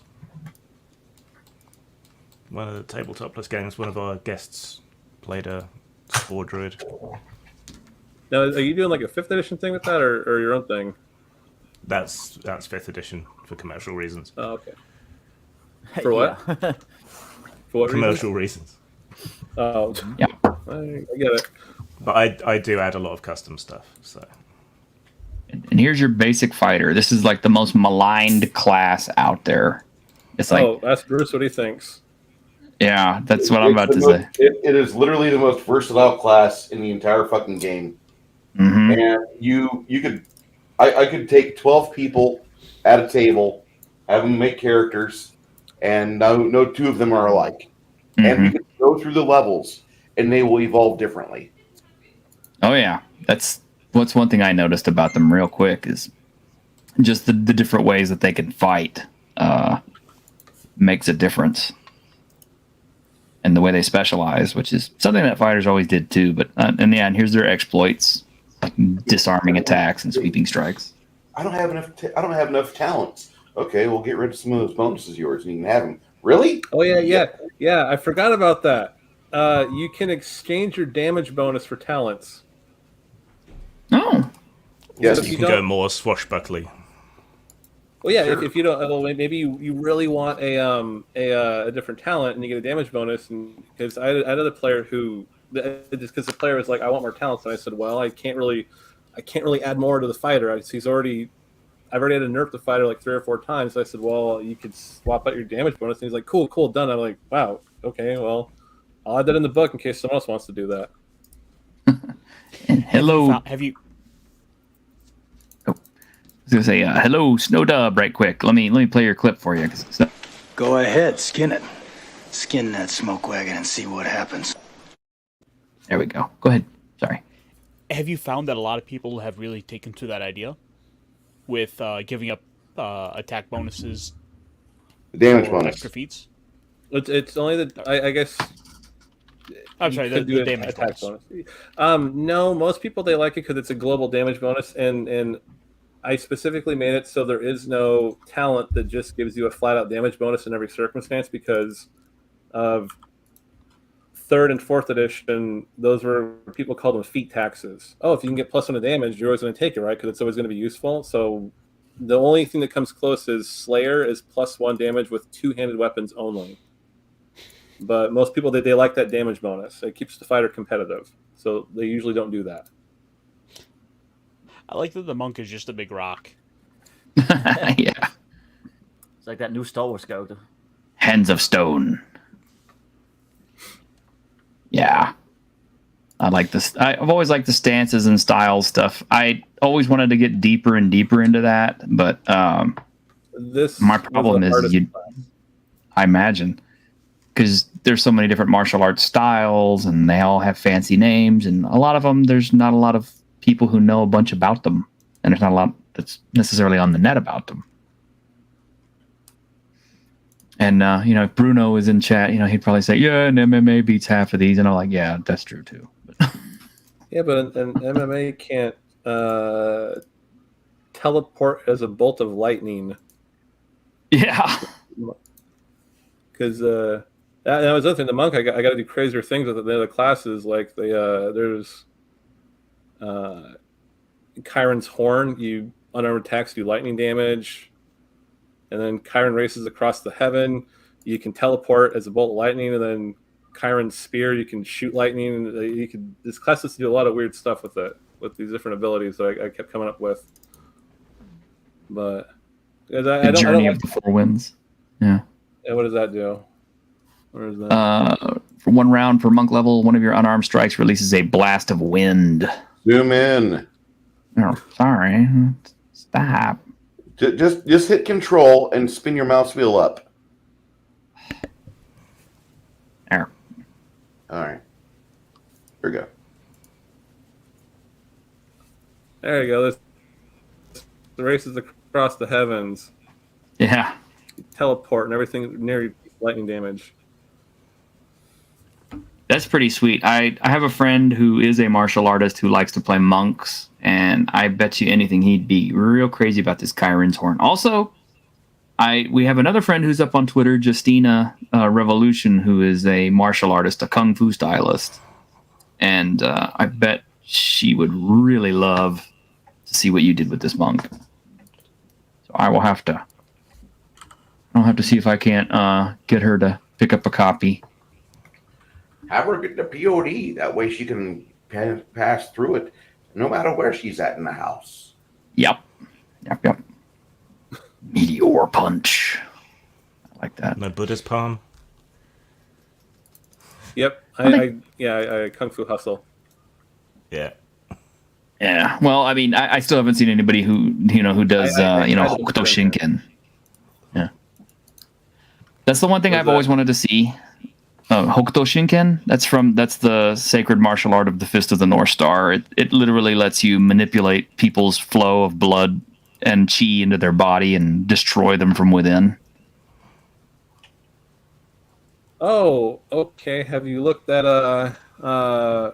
there's Stride Breaking Blow, which I think slows them. Body Harmony Imbalance. I forget what that does. Body Harmony Dissonance, and then Limb Chaining Technique. You can turn people to stone, and I think Quivering Palm lets you kill them.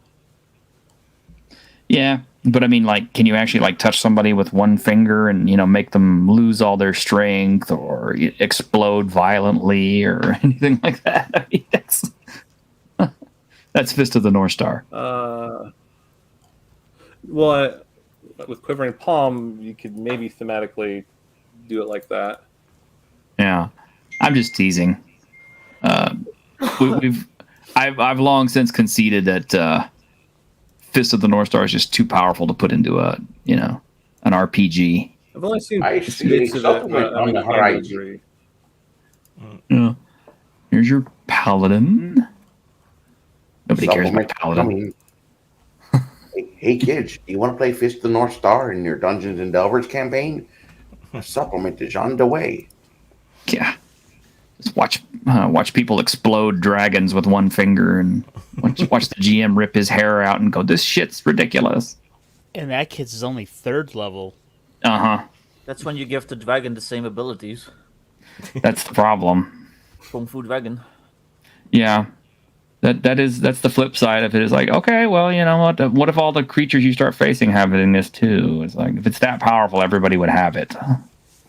The dragon just makes you a familiar to it. Well done. I played in a Rifts game. I played in a Rifts game back in the 90s where a player, he kept one of the power punch everything in the neck. Oh, wow. Because the way combat worked, it wouldn't be hard to do. And his rationalization was, well, the neck should have less hit points than the head does. And so the GM said, fine. But then he had every monster start power punching him in the neck. And then that went into that. I didn't ask because I think I already knew the answer to this, but I'm going to ask since I'm on the show anyway. David, did you make everybody have the same experience point system?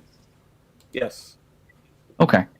So basically what you have is you have all classes are more or less equal at every level, which is kind of cool. More, yeah, kind of didn't really care a whole lot. I didn't really go through like, okay, I got to make sure everything matches up mathematically. It was just like, well, I'll play test the game and if no one complains, I'll leave it as it is. Yeah.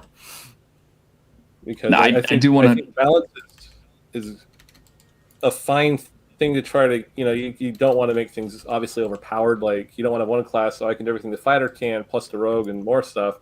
But I think this idea of like getting precision balance is essentially impossible. So I'm not going to waste my time doing that. It can really destroy the flavor of a particular class you're going for.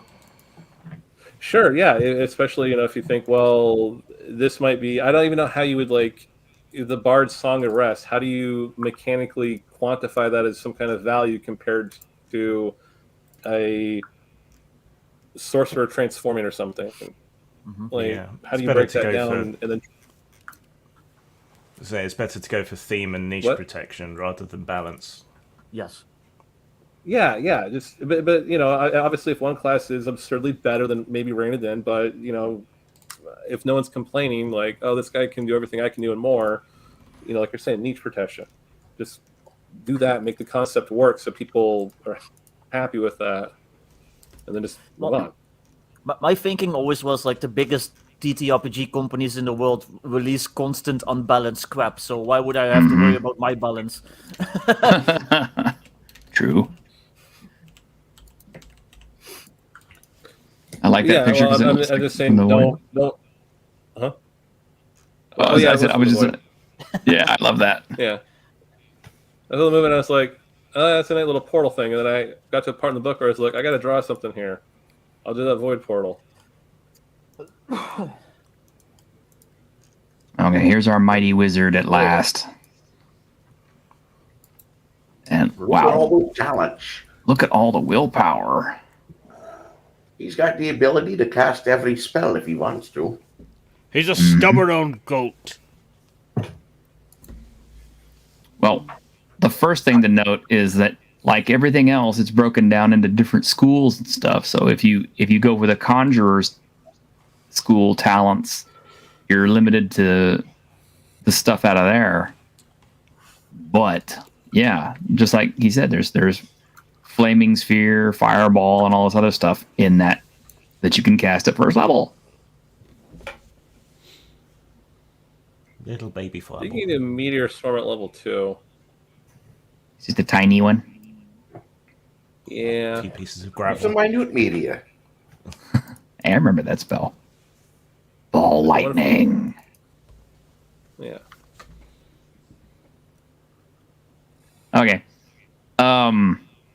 I have a confession to make. Back when I started playing D&D, I did not realize how powerful the sleep spell really was. I mostly played, fighter types. Eventually we moved to 3rd edition, and sleep spells were nerfed to the point they were almost useless because all the enemy had to do was get lucky and make a save, and they could just completely negate your sleep spell. Plus, there were so many things out there that were immune to it to begin with. It was just kind of like, why waste your time with it? So my counterbalance to that was to always pick Color Spray, which didn't give you a save. So Color Spray has a very special place in my heart as a spell.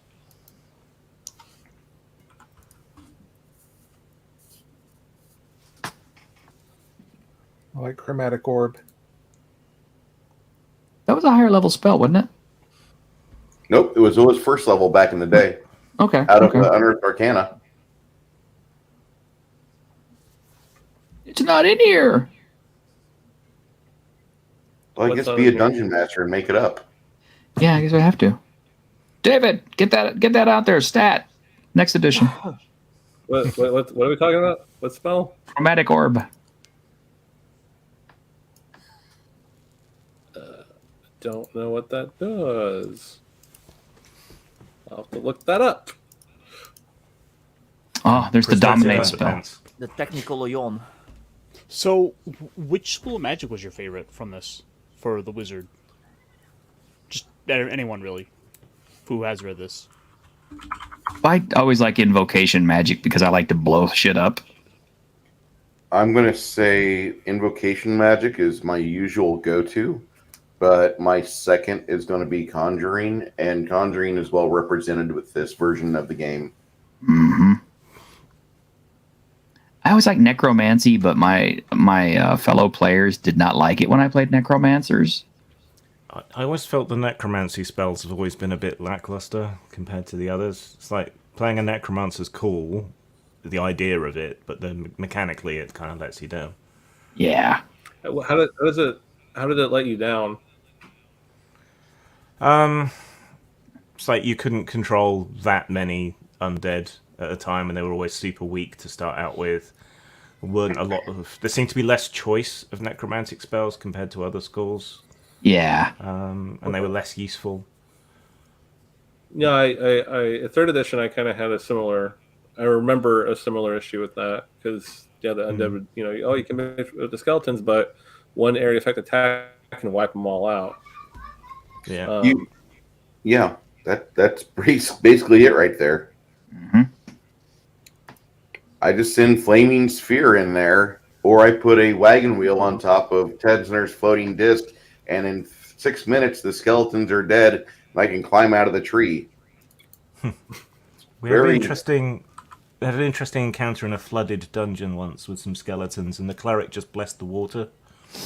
And that was that. Yeah, I like the XP system is a little different because instead of like thousands and thousands of XP to go up, it's kind of more like 100, 150, 250, that kind of thing. So how much do you get? Not a lot at a time. I tried to keep the numbers smaller all around. Mm-hmm. And multi-classing rules, which I like multi-classing. And here's our actual skill system, because this game has a skill system, and I like that. Yay. The multi-classing, we put in the game because Melissa, when we were playing the big playtest campaign with her, she started as a rogue. She found an owlbear cub that she wanted to keep as a pet, and then so I let her multi-class in a ranger, and we were kind of just making it up as we went. And so the multi-class in this game is mostly intended to allow for more organic character growth, where if there's a reason why your character now learns some new skills or whatever, you could branch out that way. I'm sure some people will use it to try to cobble broken crap together, but I don't really care about that. DM should just say no, but the point of it was organic growth. One thing I like is your skills have so many different little, things added into them to give people ideas how to use them. Those are perks. Those are things you can spend skill points on to make the skill do something different. Uh-huh. So like that. Acrobatics lets you do cartwheels and crap, but if you take the kip up skill perk, you can then stand it from front of the swift action instead of a standard action. Yeah, That's what whereas those before, types of things are for. yeah, you had to take that as a feat before. So I like that. Yeah, skill perks were, when I was thinking of talents, thought, well, this ability is neat, but it's not good enough for a talent. No one's going to take it because there's more useful things. So these were like a way to kind of go like, okay, I can just put these in here. They could spend 1 skill point, which not that big of a deal, to kind of keep tacking on new features to a skill. And that way you also get to control the character complexity. If you don't want to deal with it, you don't have to buy the perks. Well, what I like is it helps reinforce the idea that there are no useless skills. I mean, a good example of a skill that we always found useless, and I know other people have to go, "What? Are you stupid?" But we never found a use for the disguise skill. We just never used it. I didn't put this guys in here. I thought I did. I guess I didn't. We would use disguise kind of frequently in our game, but it comes into play a lot more in a urban setting than in a suburb or in a subterranean setting. Well, I mean, yeah, I guess there's campaign specifics to where it would be more useful, but like the average campaign that we played, we didn't really need it. There was no point. I mean, it was like even if you were playing a weird race, there were so many weird races already present that you didn't necessarily stand out that much. Yeah, I mean, and then you also have the campaign class for vigilante, where disguise is your entire fucking identity. That's your entire way of going from 1st to 20th level. Yeah, and that's kind of a useless class for us. But I'm not going to say it's useful. I'm just saying. For those kinds of niche skills, I kind of like. I like folding them into like one skill, like a bunch of them together. Like in my cyberpunk thing, I put in a skill called cunning, and you can use that to disguise yourself. You can use that to like try and like lie your way out of a situation. It's basically just like general, like I can get myself out of trouble or manipulate something. So yeah, see, that kind of makes more sense to me rather than break it down to its own separate skill, where the only thing you can do with it is to disguise. I'm not saying that I liked the disguise skill or the 3.0 Pathfinder-esque skills. There are sometimes where you have a necessity where if they would have thought a little harder, they could have turned it into just a class ability. And they could have gone that route instead. Yeah, see, I like the thievery skill because this incorporates, pickpocketing, picking locks, and just about all the stuff that you would have to do as a thief, and it's all broken down under one skill instead of, open lock, pickpocket, sleight of hand, and all this other stuff. Yeah. I'm not disagreeing. Yeah. We're both going to school over at Castles and Crusades U, so yeah. And crafting skills, yes, crafting is in here. I like that. I sometimes hate it when players want to craft stuff because it gets ridiculous. But there's a campaign, guys. Come on, don't spend the next 3 years in your fucking workshop. Yeah, exactly. I do like to this. have a shopping episode though. This is cool. This is cool. I've always wanted to do this with a game. I love the cooking with the meal enrichments, where you can actually get benefits from what you're cooking. As a matter of fact, I know this sounds silly, but I had an idea for a game at one point where one of the characters would be like a super duper chef, and the whole campaign would be based around going out into the forest and trying to find different things to kill, just so he could try to find different ways to prepare it and put on these big sumptuous meals for big rewards in front of nobles and stuff. Isn't there an anime that came out recently like that? Oh, well, there was a fuck the Japanese. in one of the Final Fantasy games that was like that. Yeah, there was like a manga series called Toriko that kind of had some elements of that. God damn it, the Japanese steal everything from me. I think there's do you get penalties for enchiladas? Oh shit. That's not there's nice. a fantasy anime where they just go into dungeons to kill monsters to use them as ingredients. Wait, that's an idea or something that actually exists? No, I think it exists. I've seen it. I just can't remember the name. Sure, it's some weird. Like I was a cat girl cook in a dungeon, and now I'm a slave. Like one of those titles. Like Oh wow. A long paragraph that's the name. That's Yeah. probably at least three separate series that all have that same idea. Yeah. Okay, I like this here too. This is a silver piece based economy because I've always thought that made more sense than gold. I mean, yes, gold is in there, but if you notice, your starting funds are in silver pieces, and It's like really gold should only really be there just to compact the wealth. exactly. Yeah. I've always preferred a silver this way, piece. you find gold, the player's gonna like, holy crap, we found all this gold.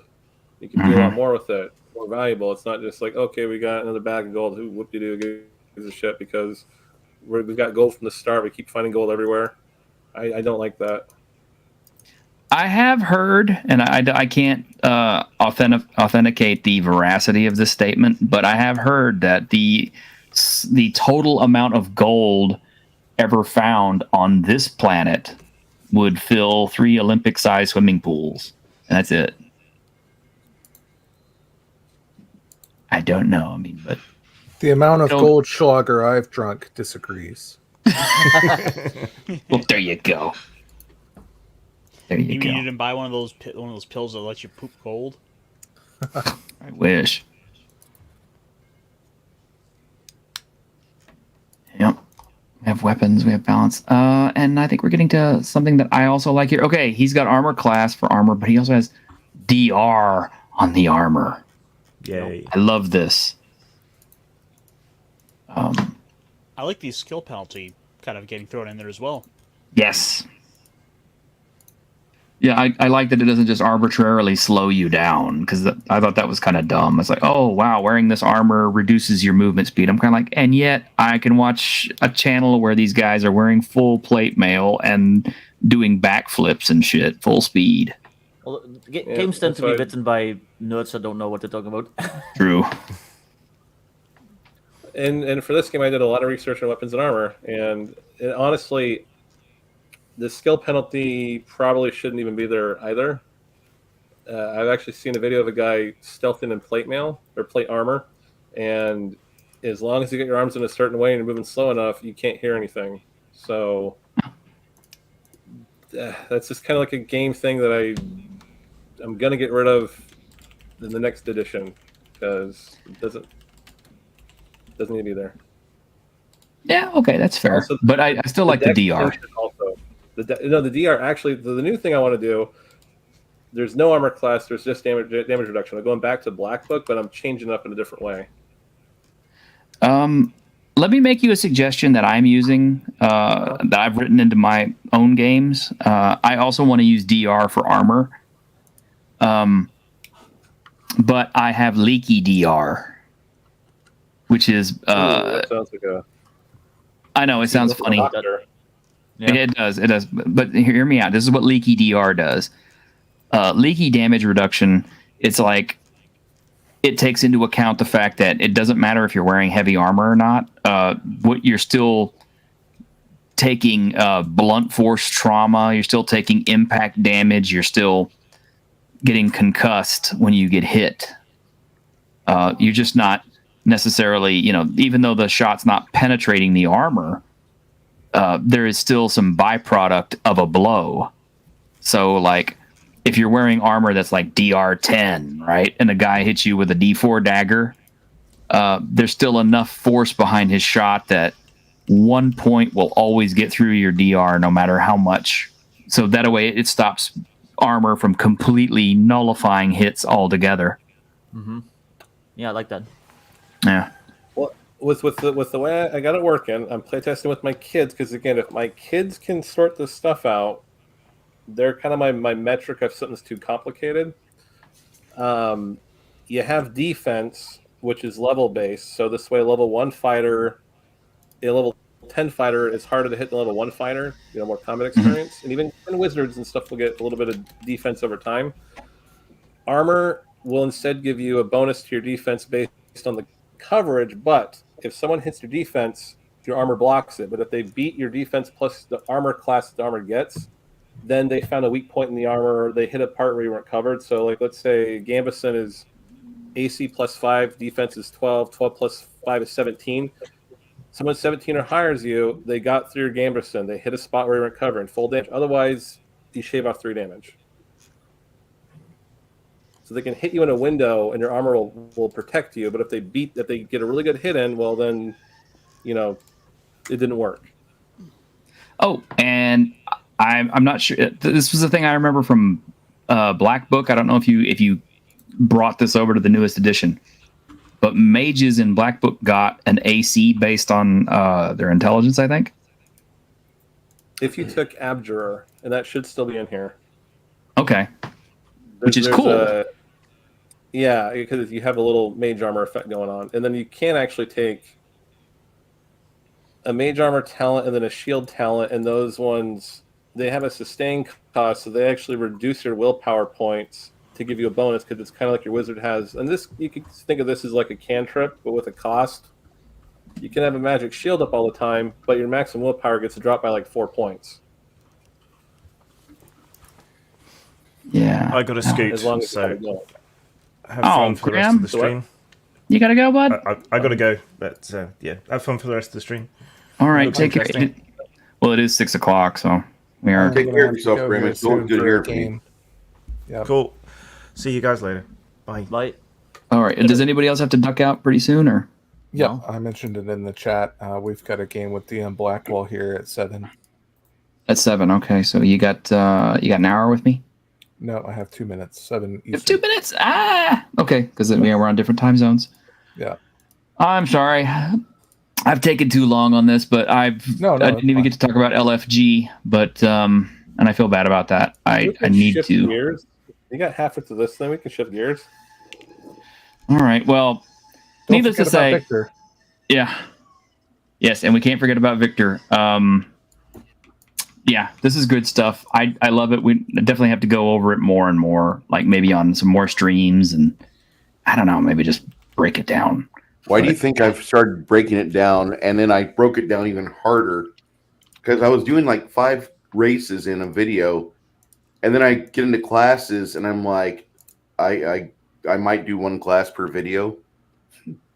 Yeah, there's just too much good stuff here. There's too many good ideas just to talk about in a couple of hours, for sure. And I suspect it's going to be the same thing with low fantasy gaming. But for those of y'all who are fans of the channel and are fans of Victor's stuff, let me post a link up to his Kickstarter, which is still going on. I just hit 30% funded in about 4 days, so. Yeah, and here is the screen for that. We're gonna have to go into weirdo mode here in a second. Whee! There we go. Whee! Yep, there we go. And yeah, as you can see, I already backed it. Yeah, I'm a hardcover snob, so of course I'm buying the hardcover. He's the high roller. Yeah, I think that's actually the most expensive option on there too. Yeah. It is. So I mean, that makes sense. Yeah. So for about $40 US, you can buy a hardcover print on demand plus digital, which is good. That's still a good price for that. Yeah. Now, when this is all said and done, you gonna put it on Big Geek Emporium? Yes. It's gonna be on Drive to RPG, Big Geek, Itch, like wherever I can put it. But it's being fulfilled by Drive to RPG because they do the print on demand. Sad. Well, you can, that's something I keep trying to telling Joe is he's got to get it set up to do discount coupons for people. Mm-hmm. So, like, you can just tell someone, hey, you could send them something to their Big Geek account and say, hey, here's, something for a print book. You can get it just the print cost, and then he could do the same thing the drive-thru is doing. Mm-hmm. Yeah. Yeah. Well, drive-thru is by far the bulk of my sales. I think it's pretty much the bulk of everyone's sales. So it's kind of like, if you're trying to be a creator and you're trying to sell stuff, it's like, the 800-pound gorilla, like you can't really avoid it. So yeah. And I haven't had issues with them, but I'm also not political in my games or anything. Like I don't try to do weird, edgy stuff. So yeah. And I'm not saying that that's bad. Like, more power to people that do, but I still have 200 physical copies of my book sitting in a garage. So if people could buy my physical book, that would be my number one source of income. I bought one. Yeah, he bought one. Well, how would someone buy your thing though? How do you? I have a Shopify. Okay. You want to post the link up, and we'll. Yeah, sure. Actually, just restocked it. I didn't know that Indiegogo is shadow banning comics day right now. Huh? Yeah, I was hearing some issues with that. I'm not really sure what's going on there. All right, let's see. Let's just promote everybody today. Our other books are out of well, you print didn't show my currently. full page. You showed like 2 things. Well, if they're gonna print, like, why don't you just sell through like Lulu or something? I don't know if there's a reason why not. It's just a pain in the ass, really. I have to reformat the whole book. It'd take hours. Don't have enough time. Do you have it as an InDesign file? I do, yep. Do you want me to reformat it? No, that's okay. I appreciate it. I have a designer, but okay. It's just like, and also if I sold it on Lulu, our book would probably be about $79.99, or $89.99 on DriveThruRPG. I need to get a. It's about 400 pages. Well, mine's like well, I guess if you want to, I don't know what you want to sell for profit wise, but mine's like 500 pages and it's $35, I think, just for the print cost. So I tack $20 on, and so it's like 50 something. Yeah. I'm selling my book for $19.99 because with the overseas printer in Lithuania, who does a great job. They with the offset printing, they will do like $8 a book. Wow. I have to pay for the shipping, which is expensive to get to the United States, but it's like $8 for an offset, that sounds really cheap. That's really good. Mm-hmm. Speaking of which, I do need to get a hard copy of Shadows of Padfoot Alley, but I don't know if you're ever going to do another print run of that. But yeah, we will. Just have to get some money. Yeah. But yeah, if you guys, that always the problem. if anyone out there likes D20 Modern and they want the same for 5e, my book is the ticket apparently. So. Yeah, well, I mean, it's not only just a bunch of guns, but you also get like all these magical different types of ammunition, and you get all these different attachments to make your guns do different things, and containers. It's Yeah, you get 24 subclasses, you get new feats, you get new backgrounds, you get new skills, you get new fighting styles, you get all sorts of stuff.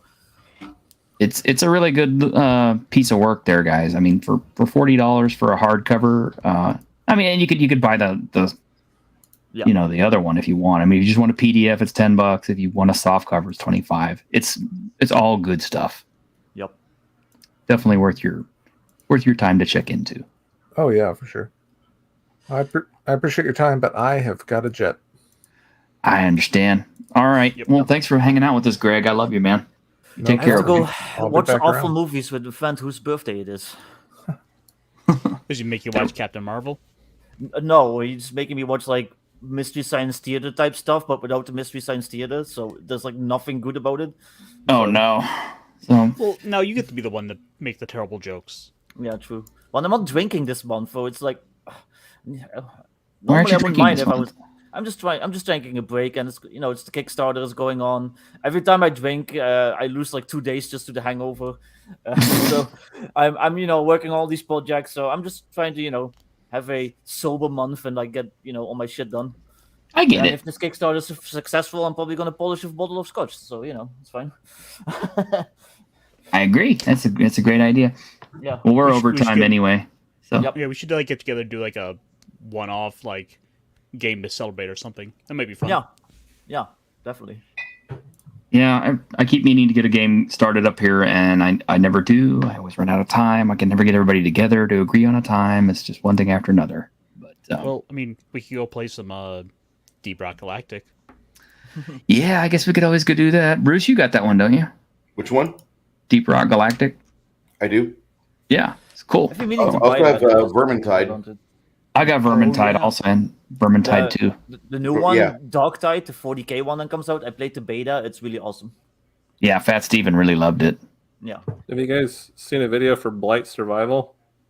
Yes. Yeah, that looks also cool. That actually, looks when you cool. mentioned like sneaking and plate mail and stuff, that reminded me of that trailer because I do want to see that one because I love that that guy smashing that zombie to death with the shield. Yeah, I love that. I was like, oh yeah, this looks pretty good. Yeah. Well, my apologies to you guys over at Pickpocket Press if you're catching this secondhand. I know you guys are in Australia, so you couldn't catch it live. We didn't get around to talking about low fantasy gaming. I promise we will talk about it next week, if not sooner.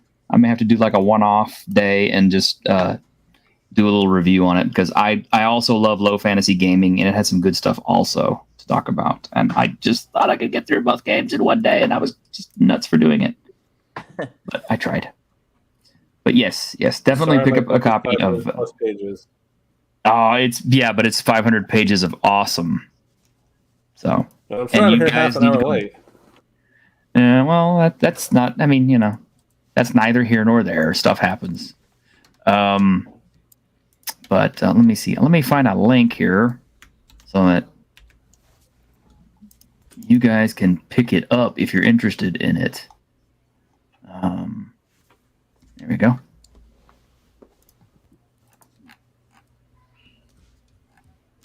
Yeah, if you want to buy David Guyll's Dungeons and Delvers core rulebook, make sure you get it from Big Geek Emporium. Don't make the mistake I did and get it from Drive-Thru because the ones on Drive-Thru are the old ones. Yeah. Yeah, you want the new one. Get the new one. Yeah. I've been gradually pulling all my stuff off of Drive-Thru and putting on Big Geek. Yeah, and this link is to I think the PDF copy, which is $19.99, which is pretty good for 500 pages. Jeez. Yes. 500 pages, full color. Yes. But if you're a snob like me, pop out of the screen, get onto biggeekemporium.com, and look for the $50 hardcover version because it's worth it. It comes with a PDF, but apparently I gotta talk to Joe why it's not letting you download it. Yeah, get the best of both worlds. But all right, thank you guys for hanging out with us, and sorry if we bored some of you out there. I noticed our viewer numbers were way down today, probably because everybody's like, "Oh, these guys are just nerding out about nerd stuff. We're not gonna watch that today," but that's okay. Those of y'all who are catching this on the flip side, you'll appreciate, I think, what we had to say. Might have already seen Bruce talking about it, so they're like, whatever, it's rehashing it. Yeah, but you get to see the author in here, and whenever people make a mistake about a statement, he gets to correct them live. That's pretty freaking cool. Oh yeah. I mean, I know you're a busy guy, Dave. This is the first live stream I've spent with you, talking to you, and I've talked about your game for the past 6 weeks. It's great. It's a great game. I've only had it for a week and I love it. So, but all right, guys, thanks for hanging out with us, and maybe we'll have David on another time, if not, next week, and catch us next Saturday, if not sooner. Try not to be late next time, unless we happen to be moving. But thanks for having me. No problem. No problem. All right, guys. Oh, you can't find David's channel because I don't believe he's got one. But, oh yeah, I don't have a YouTube channel. Yeah, he's not a tuber, but we're happy to have him on here anyway. Yeah. All right, guys. Okay. Take care and have a wonderful week in Geek. You too. Bye. Thank you. Bye. Have a great week. Why did I do that? That's the intro. I did the intro. I shouldn't have done that. Round 2 of the show. Let's go. Round 2 of the show. Yes, Oh, all well. right. Now we're going to talk about LFG.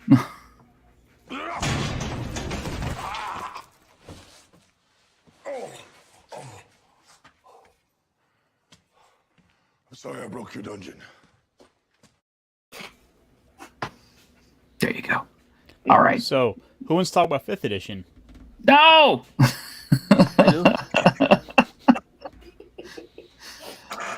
We got to end the show, guys. We got to end the show. Yep. Or Dragonlance? Oh, God, no. No. Press the button.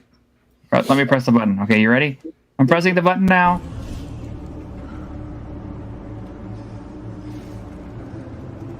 On behalf of the staff of the Independent California Motel, I wish you all sweet dreams.